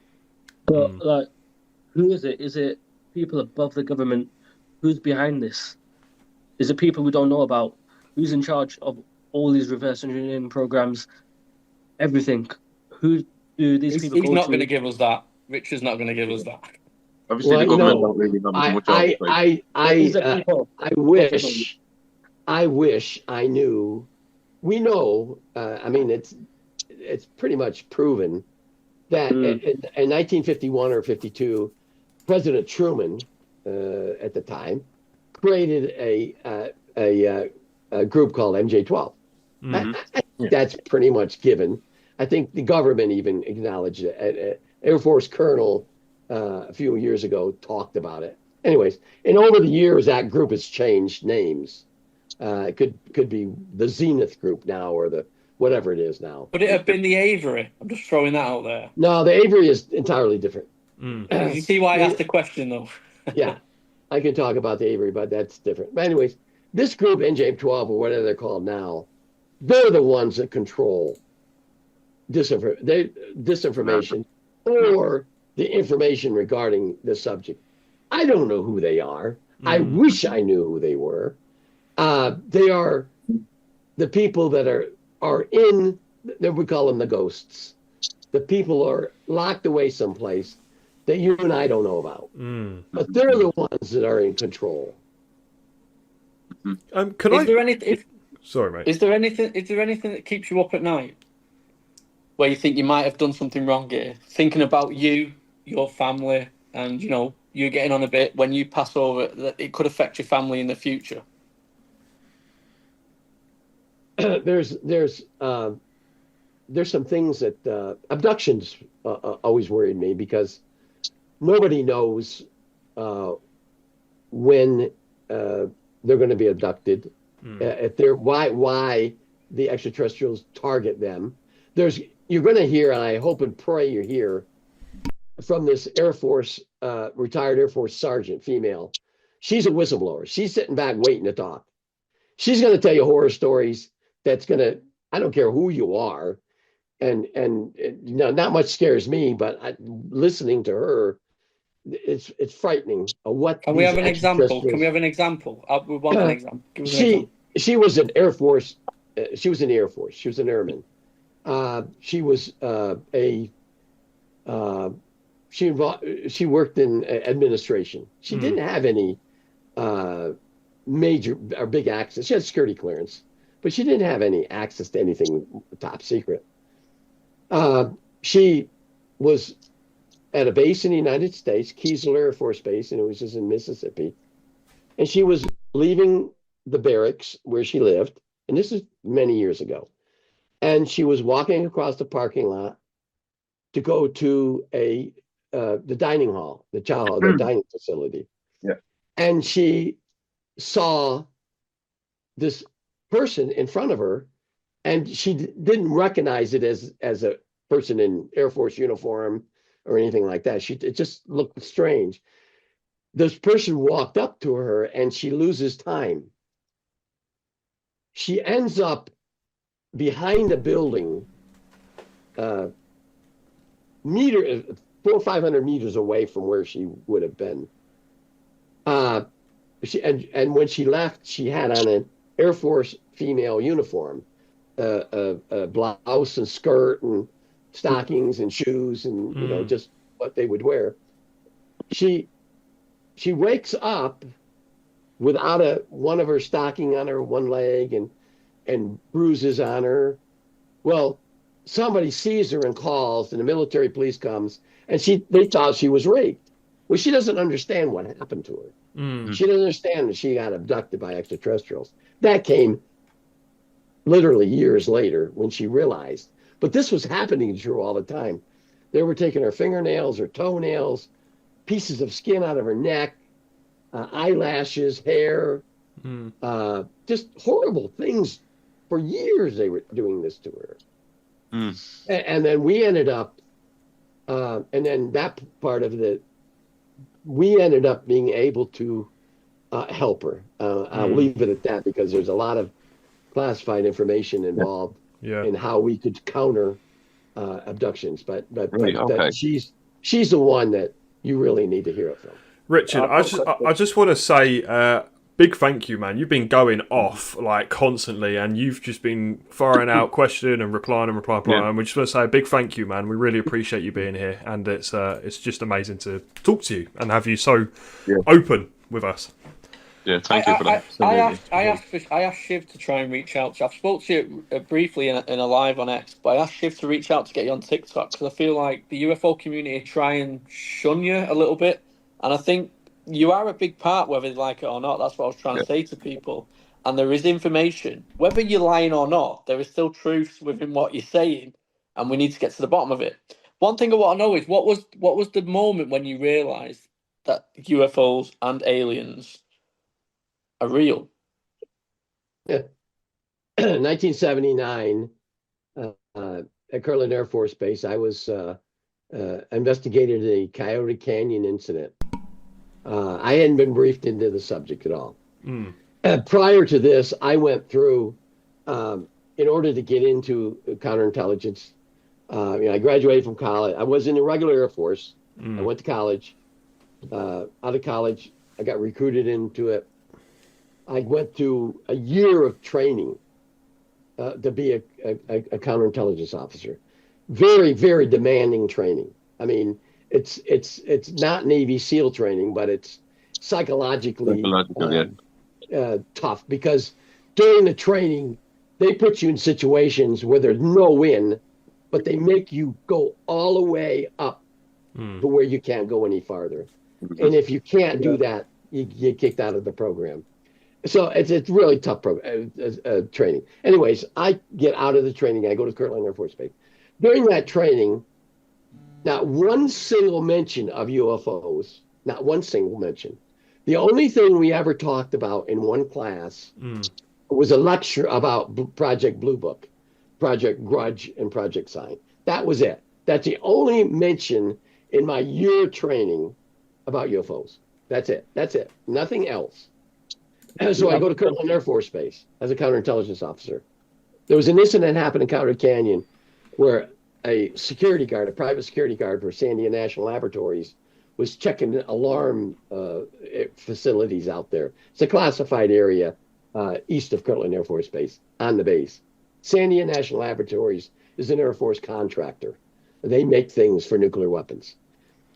This guard, who was former military, saw a craft land, and all sorts of things happen. The military police calls us out there because we're the investigative arm of the Air Force. Wow. And I investigate it. But I don't know anything about UFOs. I don't know that we have ever had anything to do with it. I go back to the office. I do a report. I give it to my boss. My boss says, oh, you need to go. I'm going to set you up for a briefing into a special access program. I said, oh, I knew what a special access program was. I said, okay. So, a few days later, I'm sent over to the west side of Kirtland, to the Air Force Special Security Office. I go in and I get the briefing. I get this briefing on the United States government involvement with investigating and having contact with extraterrestrials since 1947. Wow. We saw the film, the recovery film of Roswell, everything. Now, that lasted several hours. I left that building driving back to the east where our OSI office was. I pulled into a parking lot and I sat there and I thought to myself, what the hell did I just go through? I thought, is this a psych-op? And I thought, well, is this a psychological operation? Are they trying to send me out? Why didn't they do this during our training? And I'm thinking all these strange things. So anyways, I get back to the office and I go in and talk to my boss, John. And he said, what do you think? I said, is any of that stuff real? He said, you're going to find out in your career that everything that you saw in there is fact. Wow.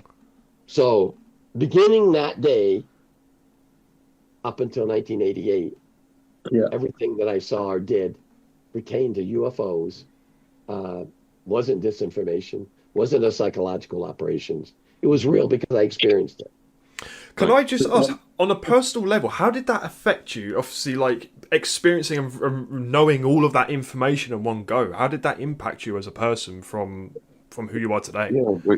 Were you a religious man prior to this, Richard? Like, did you have religious? I was raised a Catholic. Okay. How did it affect that? Alder boy. Yeah, it did affect me. Religion. I mean, I thought about it, and it didn't affect me psychologically, other than I always wanted to know more. And like, if I brought you in and gave you a briefing on something, you want to know everything about it. And that's the way that I am. But you have to go back to training. Before you ever got into intelligence, they gave you all sorts of psychological tests to make sure you weren't an idiot or a dummy or you were going to go crazy, or, I mean, a number of tests. So when you got into the program and you got into all the different training, I think it hardened a person. And so things, and they prepare you for this, because if you get into a situation, if you're behind enemy lines or something like that, you can't panic or go psychological nuts because of something. You just accept it and you work through it. Yeah. I've got a question about the Men in Black. So a lot of reports of witnesses who've seen incidents, have had visits. Some say they seem robotic, others say they're human. Do you know anything about that? And are they human or are they a bit of both?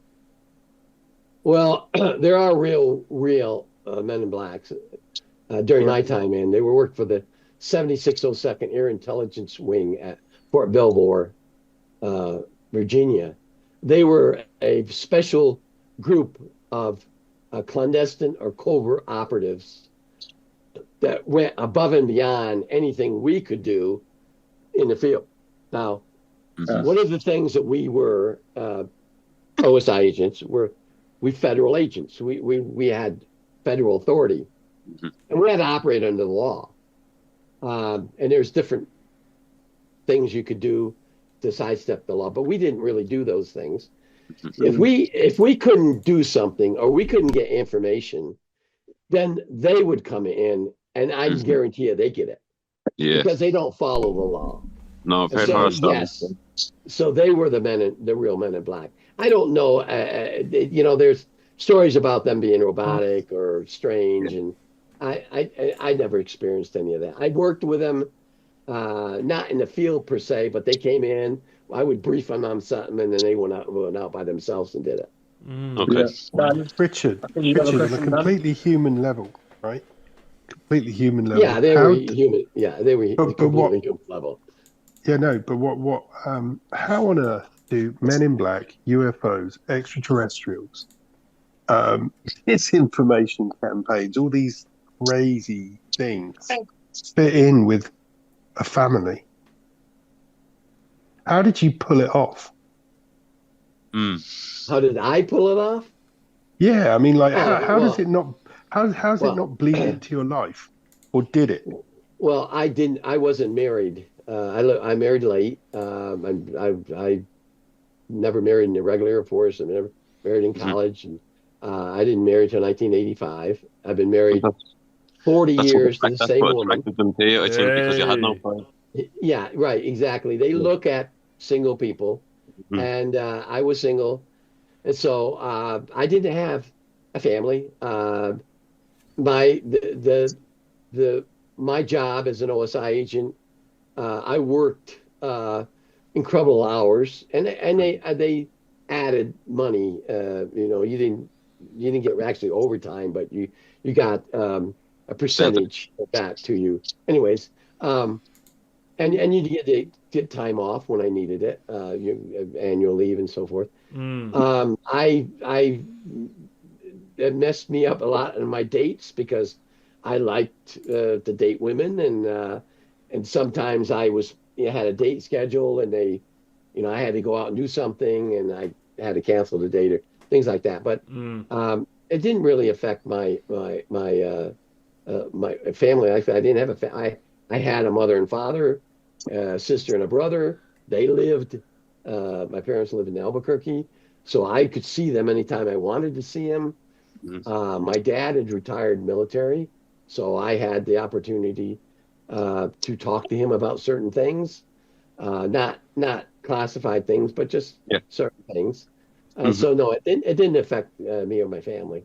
After I got married in 1985, and again, I just told you, I've been married 40 years to my wife. I'm same woman. There were times when I had to go someplace that she didn't understand. She wasn't briefed into anything, although when I first met her and dated her, and then I proposed to her, she had to get a security clearance before I could marry her. They had to do a background check on her. So that makes sense. She tells a story about that. What would you have chosen? Who would you have chosen, the job or your missus? I would probably have chosen the missus. Yeah. That's the right answer. Yeah. I like the way he looked over his shoulder. Then he was like, "She's in another room." I'm sorry, but your missus is a lot more scary than that. I'm guessing. Anyway, the government, the missus, if you say something wrong, she's coming for you. Yeah. Right. Exactly. Look out.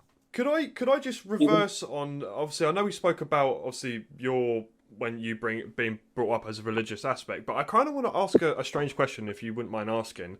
Based on your exposure to classified briefings, reports, or encounters, is there any indication that non-human intelligences were interacted with having a concept of God or the divine or like a higher cosmic order? Are they like religious in an aspect? Do you know anything about that? The only thing I know is what Linda Howell talks about, what she got from EVA 1's handling agent. When they asked EVA 1 if he believed in a God, he didn't understand that. When they explained to him what a God was, he acknowledged, but it was more a universal entity, a deity that they worshipped. Right. And they had their own way of doing that. And they were through these little figurines that was so valuable to EVA 1. There was like a little box with these little figurines in it that he wanted so bad. I heard that before about those little figures. Yeah. Yeah, and he would get these things and hold them and I guess pray to them or whatever. I don't know. But which part? Because we know about you and Linda Moulton. We know that some of the stuff that you gave to Linda Moulton, she ran with, which was disinformation. Which part of it was disinformation that you gave to Linda Moulton? I didn't give Linda Howell anything other than a document to read. That was the only disinformation. I already explained that earlier. I didn't know what part of it was disinformation. Yeah. I got the document 2 hours before she got there. I gave it to her. She read it. I had no idea what was in that document. I never saw it before. It was a presidential briefing document. I don't know if all of it was true.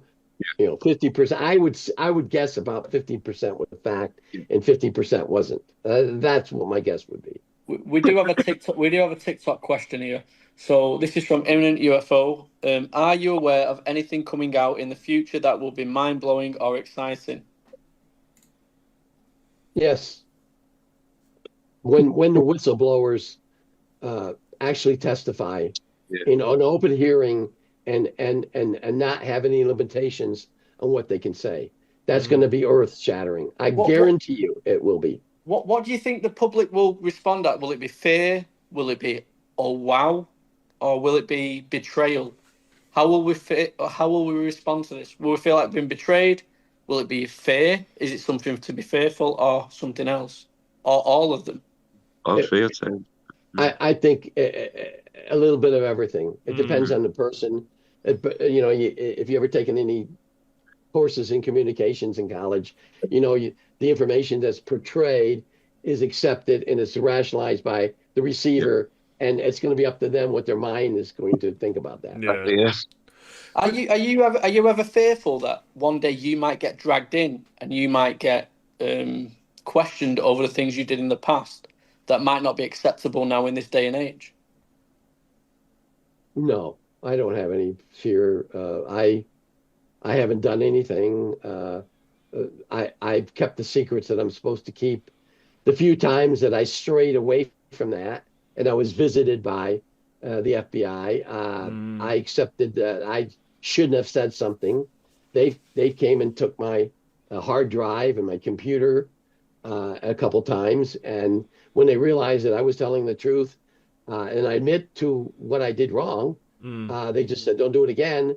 And they paid me for whatever. I mean, I have receipts here. I showed at a UFO convention once of FBI checks that they've given me for reimbursing me for. Oh, that's nice of them. Yeah. So I have made mistakes. I've said things I shouldn't have said, and I was counseled for it.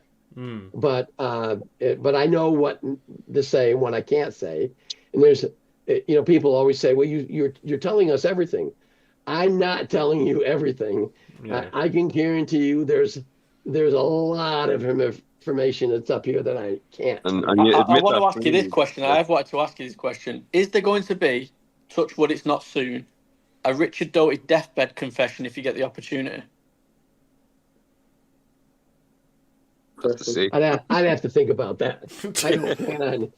I keep myself in pretty good shape. I got a head cold. No. It's let's say 100 years from now, Richard Doty dies, so it's going to be 174. Is there going to be a Richard Doty deathbed confession? We have it many times over the years of these people on deathbed confessions. Are we going to get one from you? Probably, yeah. Probably will. And is it going to be the truth? Oh, absolutely. There's, you know, I don't know any of you. I don't know any of you. I've heard of some of you, okay? Yeah. You know of me. If I wanted to lie and make up stories that's totally out of the norm, you would have known it, and I wouldn't be on this program. Yeah. No, 100%. I have told I agree. the truth for years and years and years. When I don't know something, I'll tell you I don't know it. I can't talk about it if I can't talk about it. Yeah. I don't make things up. I don't disinform people. I was offered a job in 2019 by the United States Space Force where Lou Elizondo worked, to work with him in disinformation. And I said, not no, but hell no. I'll never do that again. Did Lou bend the knee? Worked for him. I don't know what he did. You'd have to ask Lou. Okay. I've got a question. I was listening to one of your videos, and you said there was a crash in 1949, and a craft crashed, but it was found sometime after, and the bodies were decomposed and stuff. Yes. Was that the same beings that was found at Roswell? Yes. And they, okay, can you tell us about that? And they got artifacts from inside the craft. What happened is, let me tell you what I was briefed on in 1979.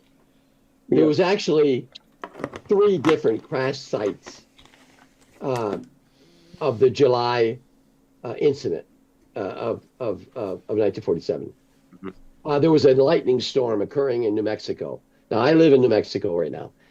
We have really severe lightning storms. These 2 extraterrestrial crafts, even crafts, are flying around New Mexico in 1947. We think, at least in the briefing, that because of the lightning, they didn't have lightning on their planet. They don't even know what lightning is. That the lightning interrupted their avionics. It caused the two crafts crash. Wow. One craft crashes and falls to Earth near Corona, New Mexico, which is north of Roswell. The debris field from the antenna, the back portion of that craft, lands in a Brazil ranch. That's the debris. The second craft ends up miles away, west of Magdalena, New Mexico, in Pelona Peak. That craft wasn't found until 1949. The craft that landed near Corona, New Mexico, was near an archaeological site. An archaeological team from the University of New Mexico found that site and found EVA 1. Okay. In 1949, a rancher was moving his cattle to a higher grazing spot in a very remote area in New Mexico. He comes across this craft, doesn't know anything about UFO. They have no idea what this craft was. Okay.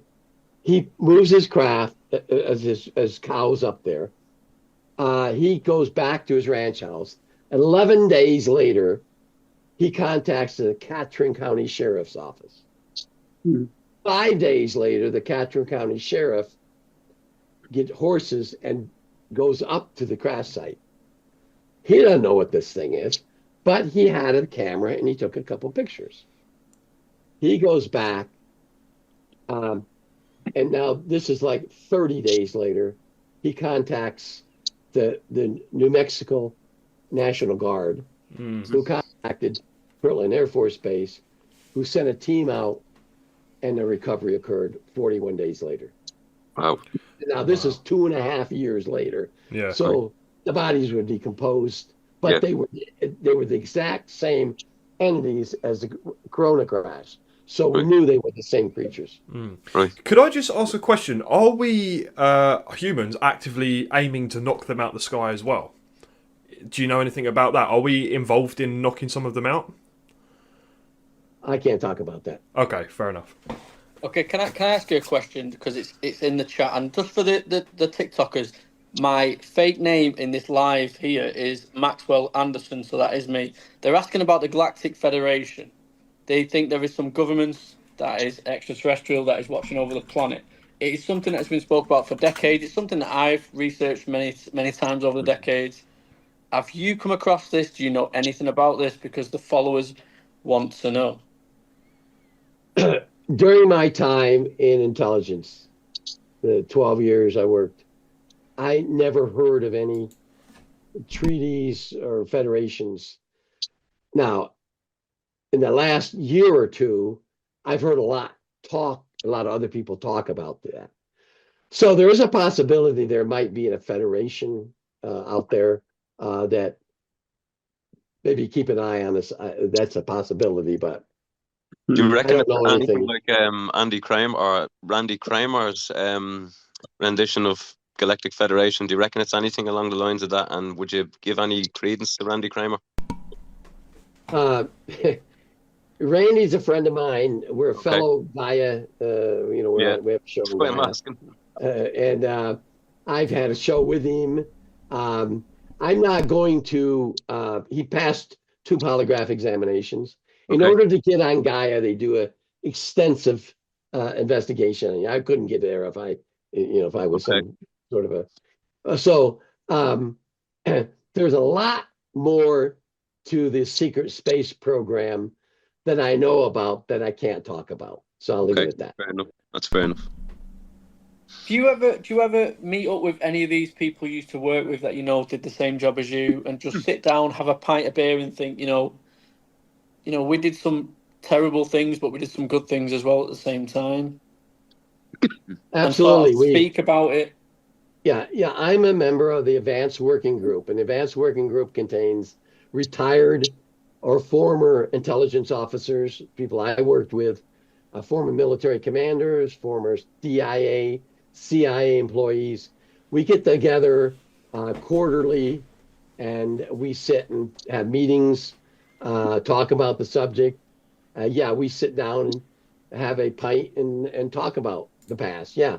And there's another question. There's another question that keeps jumping up here. Do you think there's any plausibility to the prison planet theory?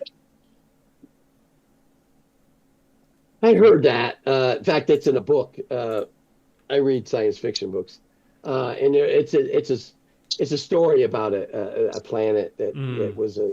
I don't know. I don't know anything other than what could be in science fiction, but I don't know anything in reality. Do you think we could be a prison planet? Do you think we could be harvested for whatever?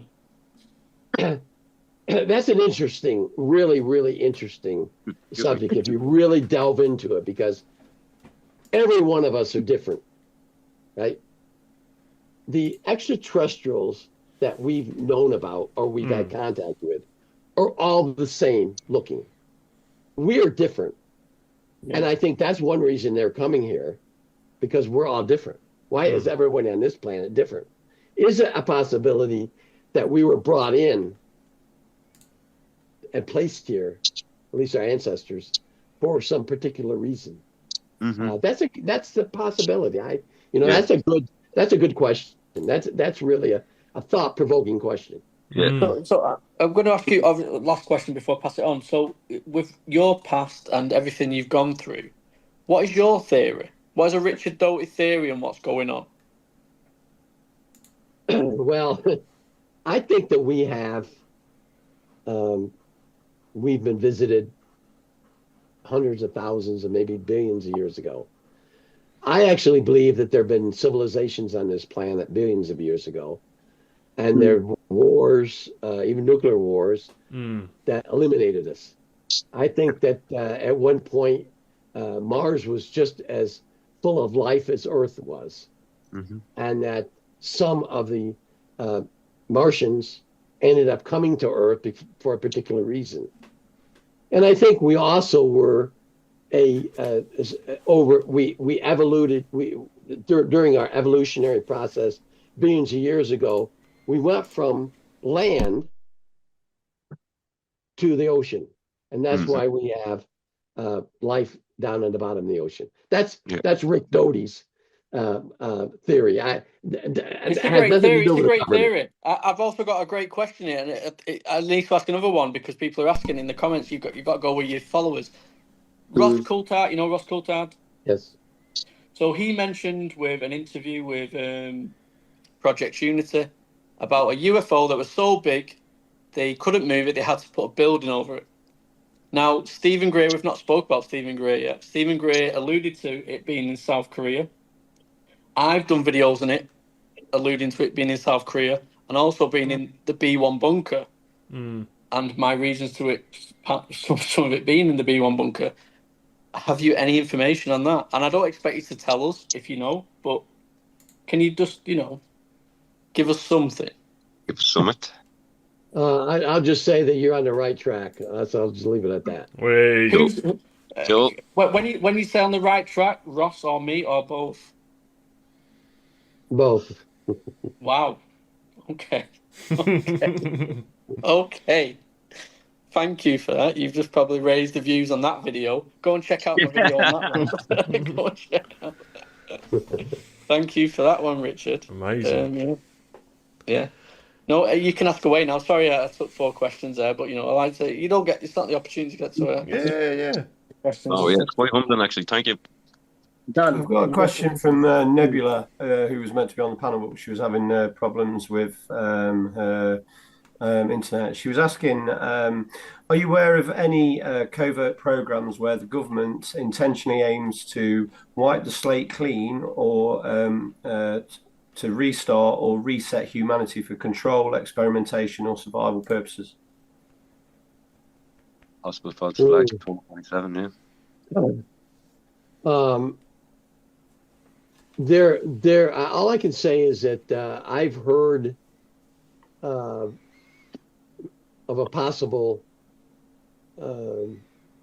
project many years ago, but I wasn't a member of it. But I know that there was a reason for that many years ago. So I'll just leave it at that. I don't know, and I don't want. I'm kind of hesitant to talk about details because I don't want to be wrong. And would that lead in the way of sort of like the whole one world order and things like that? Would you say? Yeah, kind of like that. Yeah. Mm. Okay, thank you. Richard, there's a lot of people asking in the chat. Do you have any information on the reptilians? Are they, what's said about them? Is there any truth to them? Truth to that? It's being asked a lot in the feed. The reptilians, they were. Richard, can I just add on to that, right? Because one of my theories is that reptilians are the people that actually control this planet and actually tell our governments what to do. Do you know if any of that sort of is true or not? No, I don't know if that's true or not. I just know that the reptilians were added. They were the seventh species of extraterrestrials who were added to the DI list in 1991. They apparently come from the Barnard star system, and that's really the only thing I know about them. They're not the most pleasant of species, I heard. No, they're not. They're not friendly. Mm-hmm. They'd be deemed as a threat to humanity as such. We're being asked in the comments, obviously they know you're 74 years old, you've got a bit of a cold. Are you okay to carry on, or do you want to end it? It's gone midnight here in the UK, but you've got a lot of followers in, you've got a lot of watchers in the UK. We're touching 400, and it's been consistently 400 people coming in and out, asking questions. Is Richard Doty want to end it and maybe do a part 2 another time? No, I'm fine. I can go another. It's only 17:31 here. I can go for another 30 minutes if you can. Okay, so there we go. So there's the answer. Following on to the question about the reptilians not being nice, then you did actually mention earlier about contacting aliens. They may come across all very friendly and things like that. There's also another whistleblower that stated that we have completely upset a race of aliens, which is the Ebers. And he stated that they're actually on their way back to Earth at the moment. Do you know in your own professional sector if we have ignored any other species, and is it a fact that they're not actually all coming to save us? Well, I can guarantee you that there's hostile species that are not here to save us. In fact, I can guarantee you that President Reagan spoke about them when he took office, and because of an incident that happened that killed a number of military personnel, directly blamed on this one particular species of extraterrestrial. And there were 2 secret executive orders that the president gave, one to eliminate that particular species, and the second one to develop a defense mechanism, i.e. Strategic Defense Initiative, or Star Wars, to prevent that particular species from invading Earth. Wow. Could I just butt in there? Down and had contact. You had contact with a species, didn't you, yourself personally? Yes. Yeah.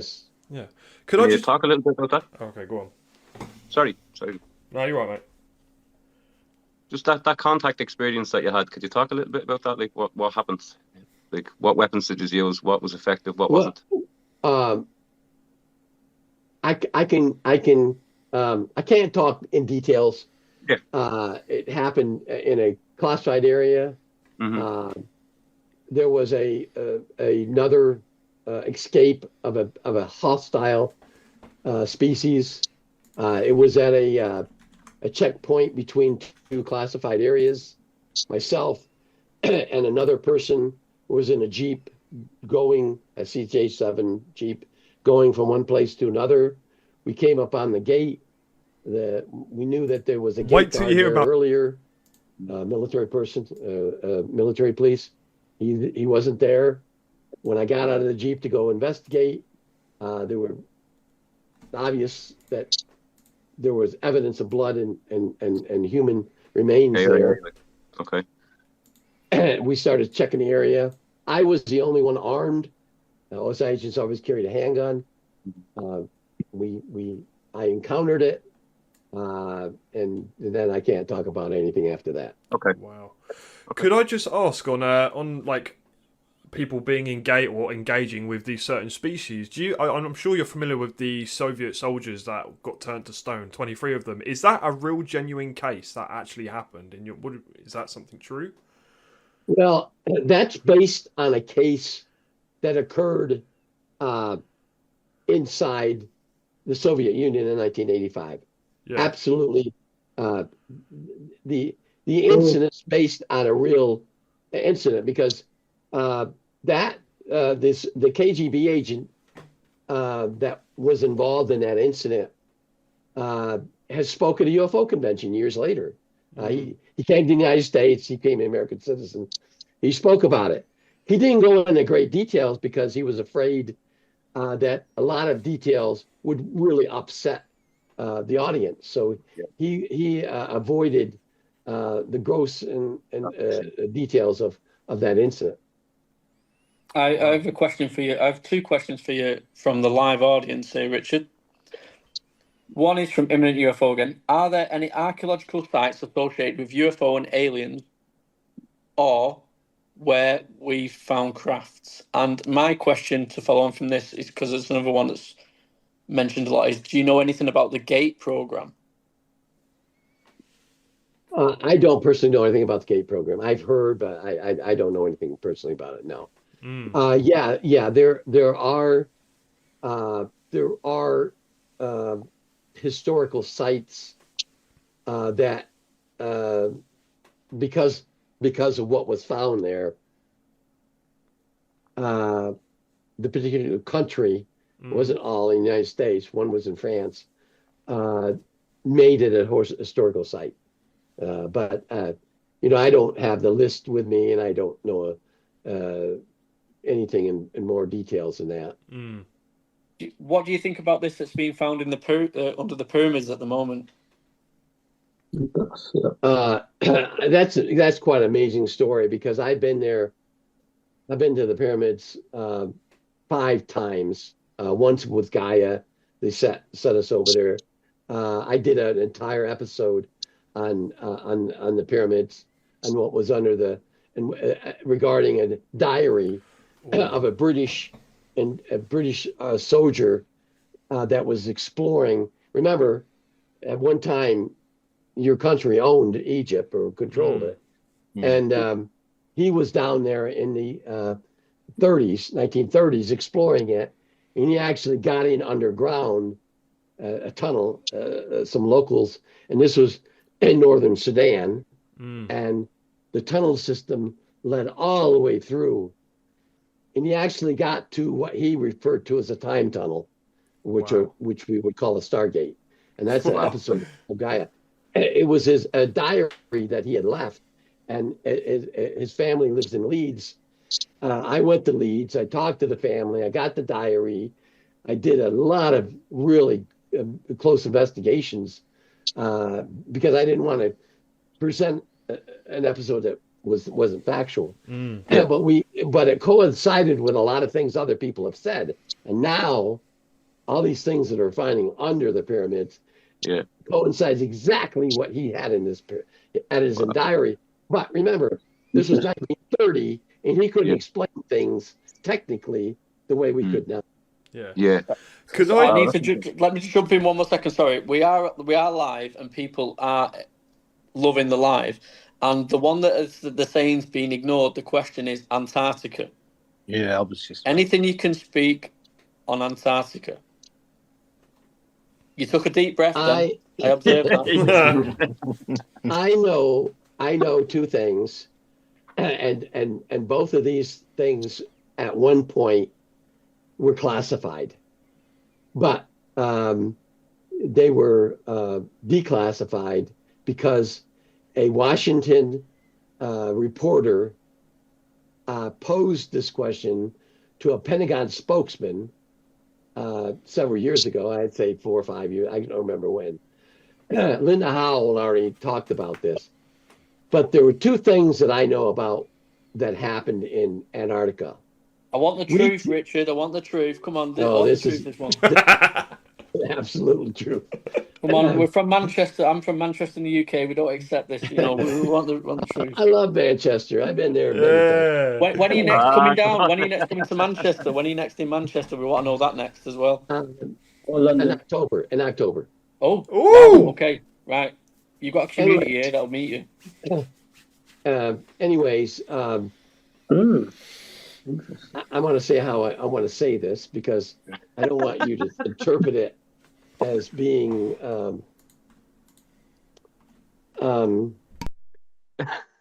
me bear in hold off mind, on I'm going to that meet right you in away. October. I'm going to be seeing you in October. Yeah, I don't want to say something that I think might be classified. So let me hold off, and I'll have to think about this and do some research. I'm sorry, I don't want to delve into something that could very well be classified.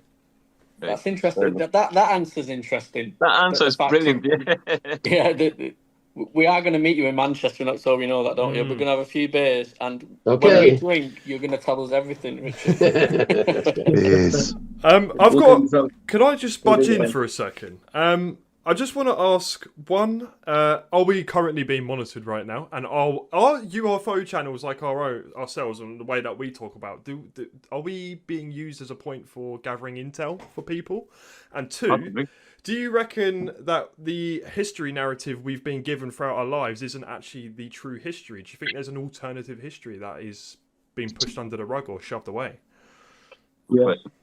No, I don't believe in that. I don't believe anything like that. I think we're living now. We're living a life, and this is reality.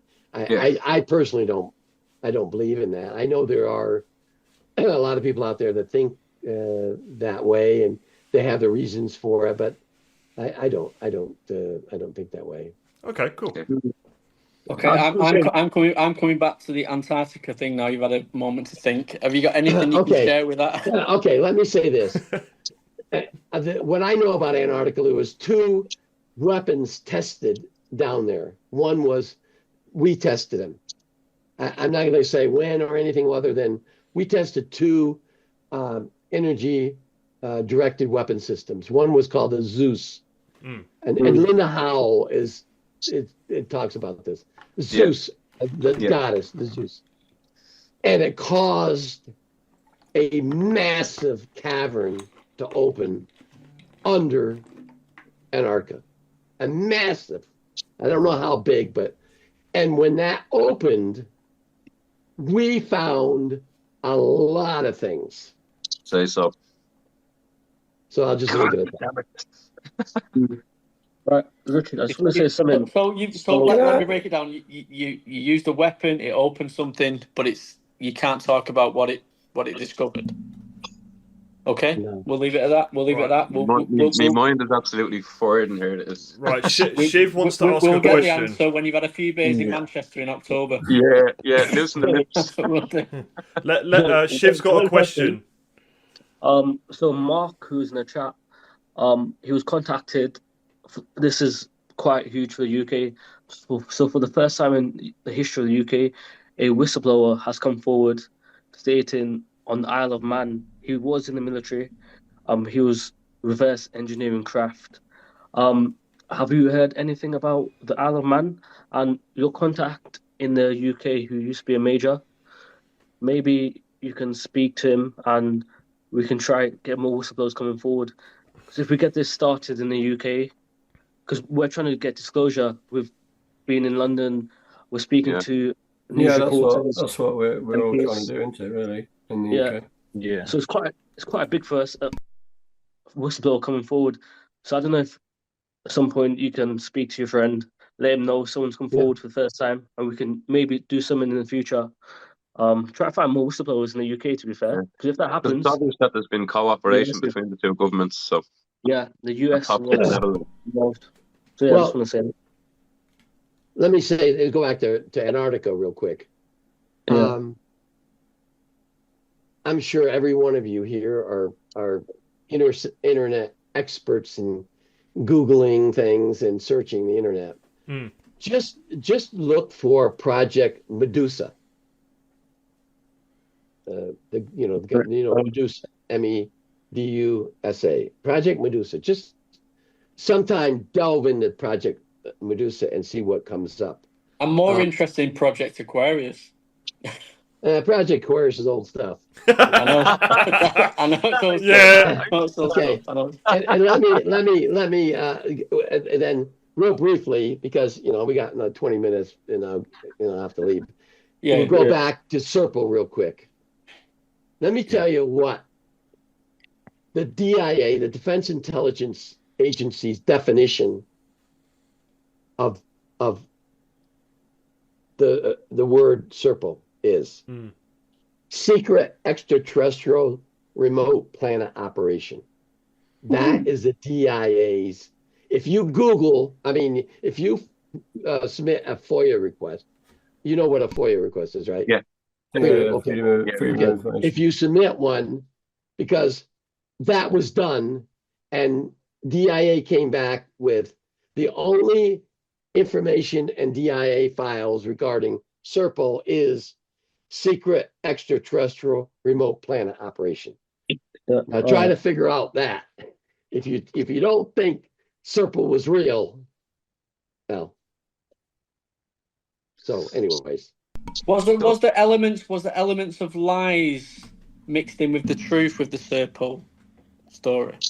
Well, I didn't create it, so I can't tell you, but I would guess yes. And I think there was, and now one person came up, a former Air Force, Army intelligence officer said he remembers back in the 60s where we created a deception operation to make the Soviets think that we were in contact with extraterrestrials. Serpil would have been that. Yeah. That would have fit perfectly into Serpil. Yeah. So, this is one more question here. Carl Nell said that he's 100% certain that there is extraterrestrial presence, NHI. Is there anything in your mind that says that none of this is extraterrestrial, ultra-terrestrial, NHI, whatever you... And this is just really clever people, human people creating things, and it's man-made? 100% certain that we've had contact with extraterrestrials, and we had them in our custody. We had their crafts in our custody. I'm 100%. I have no doubt at all in my mind. Wow. Could I just ask you another question, just to jump the gun? Could I get your opinions on Bob Lazar and possibly Stephen Greer as well? Oh, God, Stephen Greer. Okay. You're going to break some apart here now. Now, Stephen Greer, I worked for Stephen Greer before. Okay. I did unacknowledged. Is he older than you? Yeah, he did. He's younger. He's 78, I think. He's 70s. No, 69. 69. Is he 69? Yeah. I think trust me, shit will know. Anyways, I worked with him. I've had many conversations with Stephen. He's a wonderful, nice guy. He's very dedicated to his profession, both of a physician and to the his goal of getting disclosure out there. Now, Stephen never worked in the government. He never had any access to classified information. Everything that every bit of knowledge that Stephen has comes from other people. Whistleblowers and all. Unfortunately, some of those people stabbed him in the back. They provided him with what you would refer to as disinformation. And then he being naive, went out with it. What are your thoughts on Stephen's claims of being the one that summoned in the Phoenix Lights in 1997? Yeah. That's absolutely. That's bullshit. I know. I call bullshit on that. I call bullshit. I know. That's the title of the live, people. I know what it was. I mean, people within our working group knows that was a T-13B aircraft, one of ours, being tested. So And how big is that craft then? About the size of two football field, two of our football fields. Wow. I don't know what your football fields are. Like big. And where would a craft like that, so huge, be kept? Grim Lake. Yeah. Grim Lake. And in an underground facility, I'm guessing. Yeah. Maybe in the mountains or something like that. Could it? Wellington. Could it possibly split off into multiple different things to form a bigger craft? Yes. Wow. There you go. Absolutely. Cool. And what's your opinions on Bob Lazar? That's another one that everyone wants to know. Bob Lazar. Some years ago, our working group, the advanced working group, got access to an entry control log for Nellis Test and Training Range. The log was from January 1st, 1979 to December 31st, 1990. 10-year period. Every person that had access to Nellis Test and Training Range was in this log. It's an old computer dot metrics printout. I don't know if anybody know what that means. Yeah. Big old papers. Yeah.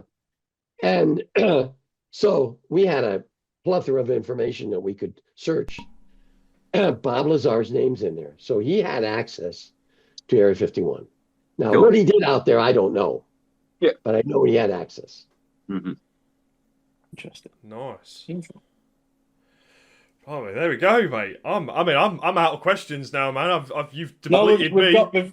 We've got 10 minutes left, so let's get some audience questions. Go for it. I need to use the bathroom. I need to use the bathroom around there, lads. You're sitting the same spot. Any questions? Drop the questions in now. Maxwell Anderson is my username in the live.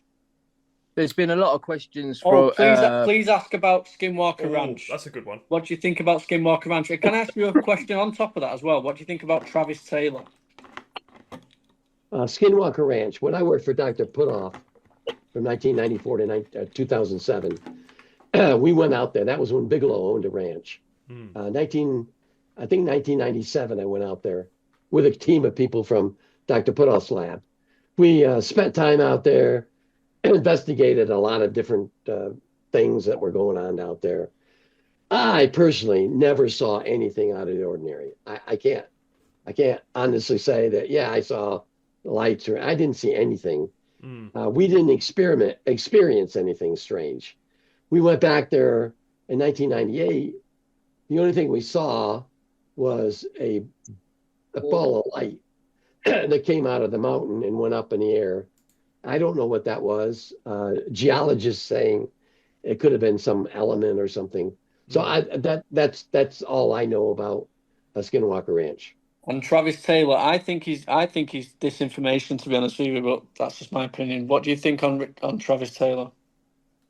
I know Travis, but I'm not going to say I don't know it. It's a possibility, but they have an agenda there. They got to make money, and they make money on the show. So, I've got a quick question. So what's so obviously I believe they have clean energy, that technology for the entire planet. Is there anything more important than that they're hiding that'll benefit our species? Obviously, you don't need to say the technology that'll affect national security, but for our species, medical, clean energy, what have they got? Well, that's my main peeve. What really upsets me, if our government has developed something from the extraterrestrials that will help science, that will help cure cancer or cure whatever disease, or better our energy on this planet, they need to bring it forward and let us have it. Yeah, exactly. And I'm for that 100%. But I personally don't know that they have it. I mean, I don't know. Let's make sure we ask the questions. Let's spend the last 10 minutes asking the questions, Richard, because they've supported us all the way through it. Yeah, Richard, there's been a lot of people asking if you know is there any connection between Bigfoot and UAPs, UFOs? I personally don't know. I've heard a lot of stories. I've heard people talk about it.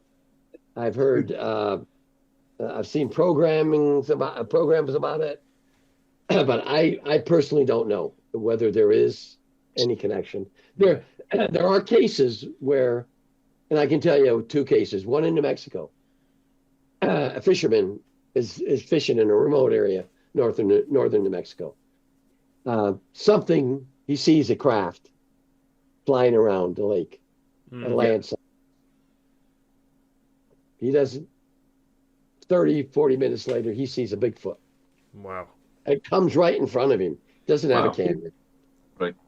It's trying to make contact with him, but he's scared. He doesn't know what it is, so he runs away. Secondly, in Montana, a case more popular. It's been on a television program where looked like a UFO lands. These 2 people are walking. Hunters. I'm not sure if they were hunters. They encounter a Bigfoot. So, are they connected? I don't know. It's a possibility. I've got a question. Someone's asked, have we travelled to any other planets, and which ones are they? Do you know anything about that? No comment. Okay. All right. I'll follow up with astral projection and people who communicate with aliens. Do you know anything about astral projection? And there are conspiracies that the government uses people that can astral project, not only to project and see things, but also to protect buildings from people who try and do astral projection to get into buildings and facilities to try and see what's inside there. So you've got like a security of astral projectors with people coming in to try and go in there. Do you know anything about that? 7 in particular that walk in Area 51. I think 7 of them, is there? Yeah. The United States government has developed devices and techniques to protect classified areas, and I'll just leave it at that. Okay. Would that be anything to do with these things that look like dementors that are flying around that we've seen on certain clips, where you've got helicopters chasing orbs, and then there's these things that look like helicopters, but you look a little bit closer and they're not helicopters. They're something completely different. Next question. I'm not going to touch that one. I've got one here. There's a pinned comment. Is the moon a satellite, and is there something on the backside of the moon? Basically, do you know anything about the moon? There are bases on the. I'm friends with remote viewers, former military remote viewers, and I've watched the remote view the dark side of the moon, and there are structures there, whether they're bases, old bases, but there's some structures there on it, and I had the pleasure of talking to Neil Armstrong many years ago. He was friends with Dr. Puthoff. Neil Armstrong would come to the lab in Austin, and I actually went into his room when he was sitting there. He was involved in a project, and I asked him. I said, pleasure to meet you. Can I ask you some questions? And he said, yeah. What do you want? And I asked him questions. He said, that doesn't leave this room. Now he's dead now, so I can. He said, there's life on other planets. We saw things on the moon that we can't explain, and there's buildings on the backside of the moon. Wow. And so he was there, so he would know. So I take that to the bank. So we've got 2 minutes left before the live ends. I'm going to ask you my last question of the night, and that is there anything that you've done in your past with regarding your job that you regret? Yes. I regret that during the Paul Benowitz operation, Project 7 Lambs, that I didn't put in my 2 cents in the operational plan. If I had to do that all over again, I would have tried to convince headquarters to change some of the things that they put in the operational plan, because some of the things we did, I personally regret, and I say I didn't personally do them, but we had people on the team that did things that I think we could have done it differently. You see, the way you're talking there, you're reaching out. I'm good at reading body language and reading people and stuff like. You're telling truth with what you're saying tonight. I believe so. And that will be looked at. Obviously, people will be looking at the technology now. They'll be looking at your face recognition, how I think you're trying to release some truths, and you've spent the majority of your life telling lies, and people now are not believing the big bad wolf telling the truth, and that's what it is. So that's me. Nice to have met you, Richard. I'm going to sit in and let the end live with whoever else for questions. But thank you for coming on, and I hope we have a part 2. Yeah. Okay. I just want to ask one more thing. It's just to close off. How comes after all these years of your work and your line of duty, why now? Why now change the foot? Yeah. Well, my NDA expired in October 1st of 2002, and after that I was still working for Dr. Putoff, and I still had security clearance. I was still working on DARPA projects. After 2007, I was free to talk and do anything I wanted, and that's when I went out and got jobs with film companies, and moved into this civilian role of trying to get disclosure out there. Fantastic. Have you worked with Spielberg on the new one, Disclosure, coming up? Age of Disclosure.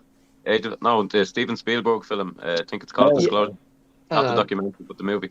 No, it's called The Disc. It's called The Disc, innit? I've had some connections to that. I'll just leave it at that. Okay. Right. Richard, thank you very much for sort of spending an epic amount of time with us.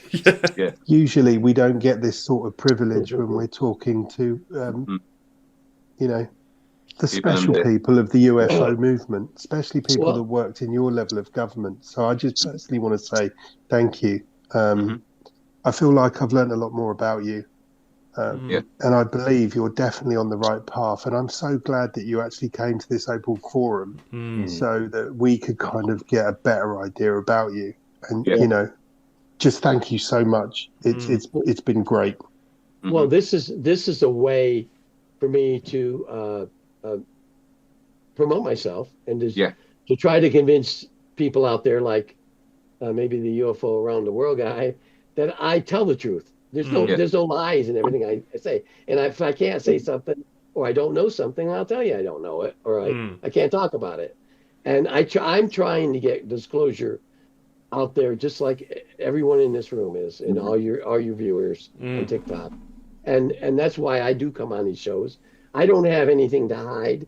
The information I can't tell you is there's a reason for that. And, I am a down-to-earth person. I teach gifted children high-level mathematics, and I used to teach online for the Department of Defense and Continuing Education program, military people going for college degrees. Now I just do gifted kids, and they are brilliant children who I teach advanced math to, and I really enjoy doing that. I enjoy teaching, but I enjoy doing this because I'm educating people. I hope I am on things that you want to know.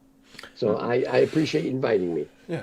I feel people have probably targeted you in the fact that maybe you're because you're doing this the way that you're doing it now, which is absolutely fantastic. You're threatening their agenda. That's why you're kind of getting this wolf pack mentality at you now. And I think after this interview, now I've talked to you, I feel like you've changed my mind. I think you're a top bloke, mate, and I'd love to share a beer with you one day. Absolutely, I'll give you my opinion. I'm never going to fully trust you, but that's because you were so good at your job.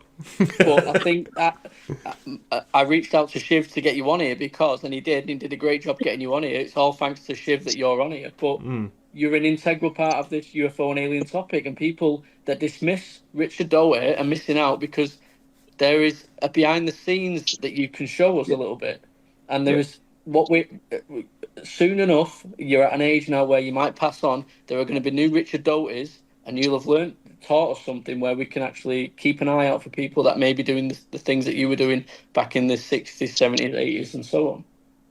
Yeah, definitely education. And I want to say this as well. I You probably respect did a that. lot. You probably did a lot of good work, actually, for national security reasons. Yeah. And you was probably played yourself, and that's a big thing. If the actual truth, when it comes out, if it is sinister, it will affect you as well. And that's the thing. It will affect you. You're not going to be safe from it. You're going to be part of us. It's going to affect you just as much as anyone else. Yeah. So that's another thing that people that do this job need to be aware of. And I understand why you do this job. And I respect it. There is national security reasons, I understand that. But we need to know that there's an alien presence on this life. Ultra-terrestrial, NHI, whatever you want to call it now. There's something out there. 100%. There's one last question I'd like to ask Richard. So there's a group of us in the UK that are trying to fight for disclosure at the moment. We're holding events like we were shouting and screaming in London last week. We're contacting MPs, local media outlets, things like that.